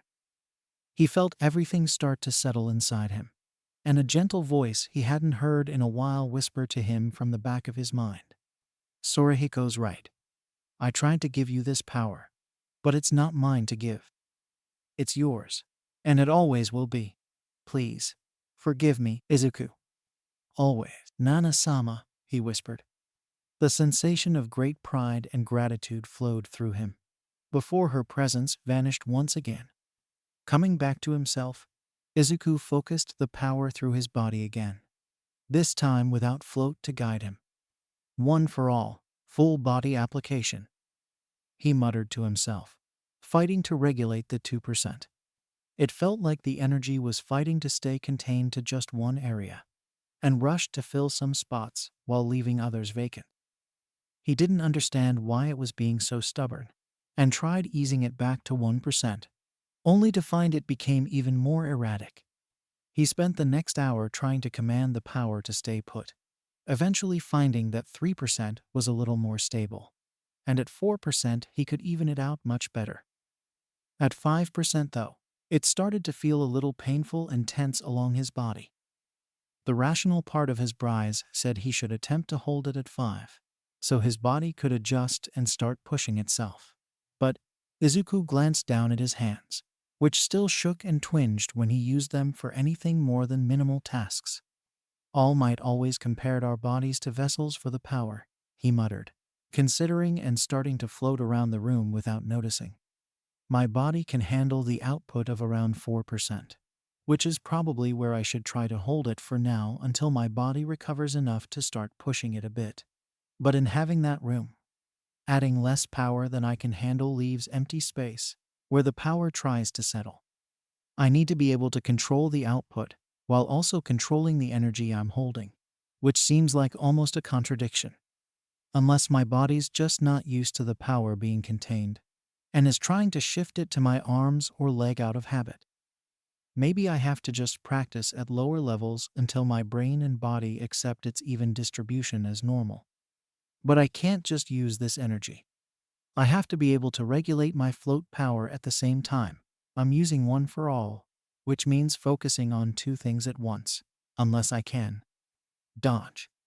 Izuku felt something smash into his chest, and he retreated without thinking, flying back to the nearest wall and trying to get into a ready stance. Gran Torino was standing there, having dropped off a bag of food and taken up his fighting stance. Without further warning, he started bouncing, bringing his body up to 4%. Deku found he could follow the movements just enough now, and shot off the wall to meet him, deactivating float so he could imitate Gran Torino's style and maybe throw him off guard. He heard the ricochet of his mentor's feet, saw the angle of his last burst, and twisted to punch where he would be, feeling his glove graze something, when suddenly a mass of red was in his eyes. Gah! Villains play dirty tricks, Gran Torino shouted, continuing to fight. Hit me again without seeing me. Izuku kicked himself into 5%, feeling his muscles groan in protest as he tried to gauge where the next attack would be. He endured another trio of hits before realizing he wasn't moving. He was just floating there as a sitting duck, while Gran Torino beat the stuffing out of him. A whoosh of air near his ear, and the whistle of Gran Torino off a wall told Izuku where he would be coming from. He inhaled and punched, feeling his arm impact something solid. But he didn't have time to congratulate himself as the moment he did. A hand clasped over his eyes. "Where is the floor?" a voice asked. Where is the floor, Midoriya?" Gran Torino demanded. "And what wall are you nearest to?" Izuku tried to calculate the answer. He'd been spun so many ways, and taken so many impacts which probably pushed him around. He could be anywhere. "I don't know." Gran Torino removed his hand, wiping away the ketchup from Izuku's face. He rubbed at it until he could see, then blinked in surprise. He was floating at a strange angle, with the floor only about a centimeter away from his head, but almost precisely where he'd been when Gran Torino had blinded him. "But you hit me so often. How did I not go flying into a wall?" he exclaimed, righting himself so the floor was below him again. Then it struck him. I didn't move because I wasn't thinking," Izuku gasped, gripping his hair in shock. "I was just floating on instinct, and moving exactly how I needed to, so I could remain stationary even after you hit me. And when I spun and forgot about the ground, I was able to keep moving anyway, because down wasn't a factor anymore." It was like a wall had been broken down in his mind. Float meant there was no down. There were only the directions he chose, and the will he had to get there when he wanted. Suddenly the room felt much more open, and Nana's his quirk, felt so much more freeing. He'd been afraid of crashing, like he had at home before, and had limited himself to 4% or lower. Against Todoroki, he'd risked 8% of float to get in behind him. He wanted to taste that speed again. Without warning, he rocketed around Gran Torino's living room, becoming the green blur of motion as he impacted walls, ceiling, and floor, deflecting off them at will and with ease, and even changing direction in midair. Izuku laughed in joy and relief, feeling the rightness of having a quirk that had been so long absent, quiet tears welling up in his eyes, before he brought himself back under control and to a stop above the old man. He held his legs forward, and his arms back behind his waist, both fairly straight, and grinned at him, feeling suddenly very comfortable in the air. "Thank you, Gran Torino," he beamed. "Nana, Toshinori, you might have picked a good one after all." Gran Torino whispered, so low Izuku barely heard it, and knew he wasn't meant to, so he didn't call attention to it. "All right, that's enough messing around," Gran Torino called. "Now comes the hard part. No more float until I say so." The declaration was so surprising that Izuku actually fell out of the air, managing to land on his feet before losing his balance anyway and dropping to his pockets. "But, Gran Torino, you've been neglecting your physical training," he demanded, whacking his head with a cane. "I heard you talking to yourself when I came in. You're only comfortable at 4%. Float's been distracting you. You should be able to handle at least 6. So, since you were so happy to show off that little copycat style there, you can try it again with just 1 for all tomorrow." "Tea tomorrow?" Izuku asked, suddenly feeling let down. He just unlocked his potential. He needed to train this ability. "Kid, you interrupted lunch, and you spent so much time figuring yourself out it's already past dinner time." "We're having a late bite and hitting the sack," Gran Torino decided, heading over to the kitchen portion of the room. Izuku nodded, but made himself a silent promise. When Gran Torino went to sleep, he'd get out there and practice with his power. He'd prove he could handle 6%, and that he wasn't going to fall behind with either quirk. He was starting with a handicap against everyone else, but that just meant he had to work harder and fly higher. As much as it pained him, he'd also spend a little bit floating after getting a better grasp on the full body output. He knew Gran Torino would beat him for it, but it wasn't something he could just ignore either. Float was. It was exactly how Gran Torino described it. It detached him from distractions. When he used it, truly used it, he felt free. Even if it was just a simple glide to wherever he'd go to train, or just letting himself drift in the sky for a bit, he had to capture that feeling of serenity again. Oh, he remembered. suddenly recalling an issue he'd wanted to run by Gran Torino. I wanted to ask you a little bit about Float, since All Might says you were friends with Nana. What's that, kid? Did she ever fall out of the sky? Like, after floating for a long time? Gran Torino burst out laughing. Kid, she would float for days. She sometimes slept in the air. Hated coming down. The only time she fell was when she was out cold or wanted to. So my time limit was just from my mindset. Probably. Then again, I didn't know her when she was a kid. So maybe she just practiced until her body made an upper limit. She never hit around me. Who knows? Izuku grinned. It was nice to know there was at least the possibility his growing pains were normal. Which reminds me, the elderly man said, handing over a plate. You called out a few special moves during the festival. Named M after American national parks, not states? But you weren't doing any of Tashinori's moves. None of his punches or combos. I thought you were some kind of fanboy. Well, until I unlocked the core of One for All, I assumed I was going to be stuck with just Float, Izuku explained bashfully. I didn't think I could pull any of them off. My first smash was without a quirk at all, so I decided to name it after something smaller. After that, I came up with one while flying, and kind of just went for the most obvious thing. You can invent special moves later, Gran Torino brushed the topic aside. I mean, why weren't you using his boxing style when you fought Shinso? It works just fine without One for All, if a little blocky. And when you were using Nana's 30%, you barely managed a straight punch and a meager roundhouse. No style or finesse. Izuku wilted a little. My arms were, well, they're not in working order. Eh? You mean no one? Recovery Girl tried her best, Izuku explained, sliding off his glove to show the triple-ringed scars. But when Nana was regulating the power, I shredded the muscles in my arms without injuring the bone. I didn't recognize how dangerous that was and kept fighting. Against Shinso, I was just trying to move my arms to hit him and couldn't really manage much else. And after that, against Todoroki, well, my fingers and joints were barely preserved by some dark tendril energy that came from inside me after I finished the cavalry battle. But I went 30% without any supporting muscle to take the hit for me. Gran Torino winced at that. And yet you continued. Oddly enough, if Recovery Girl had wanted to, she could have knocked me out, he joked, a bit self-deprecating. But she stabbed me with an adrenaline shot when I explained why I wanted to keep going, and I couldn't really stop moving after that. The elderly pro laughed.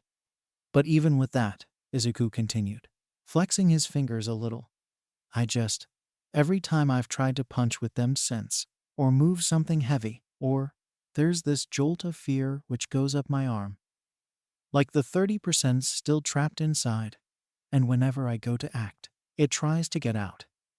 You're scared of it, aren't you? Izuku nodded.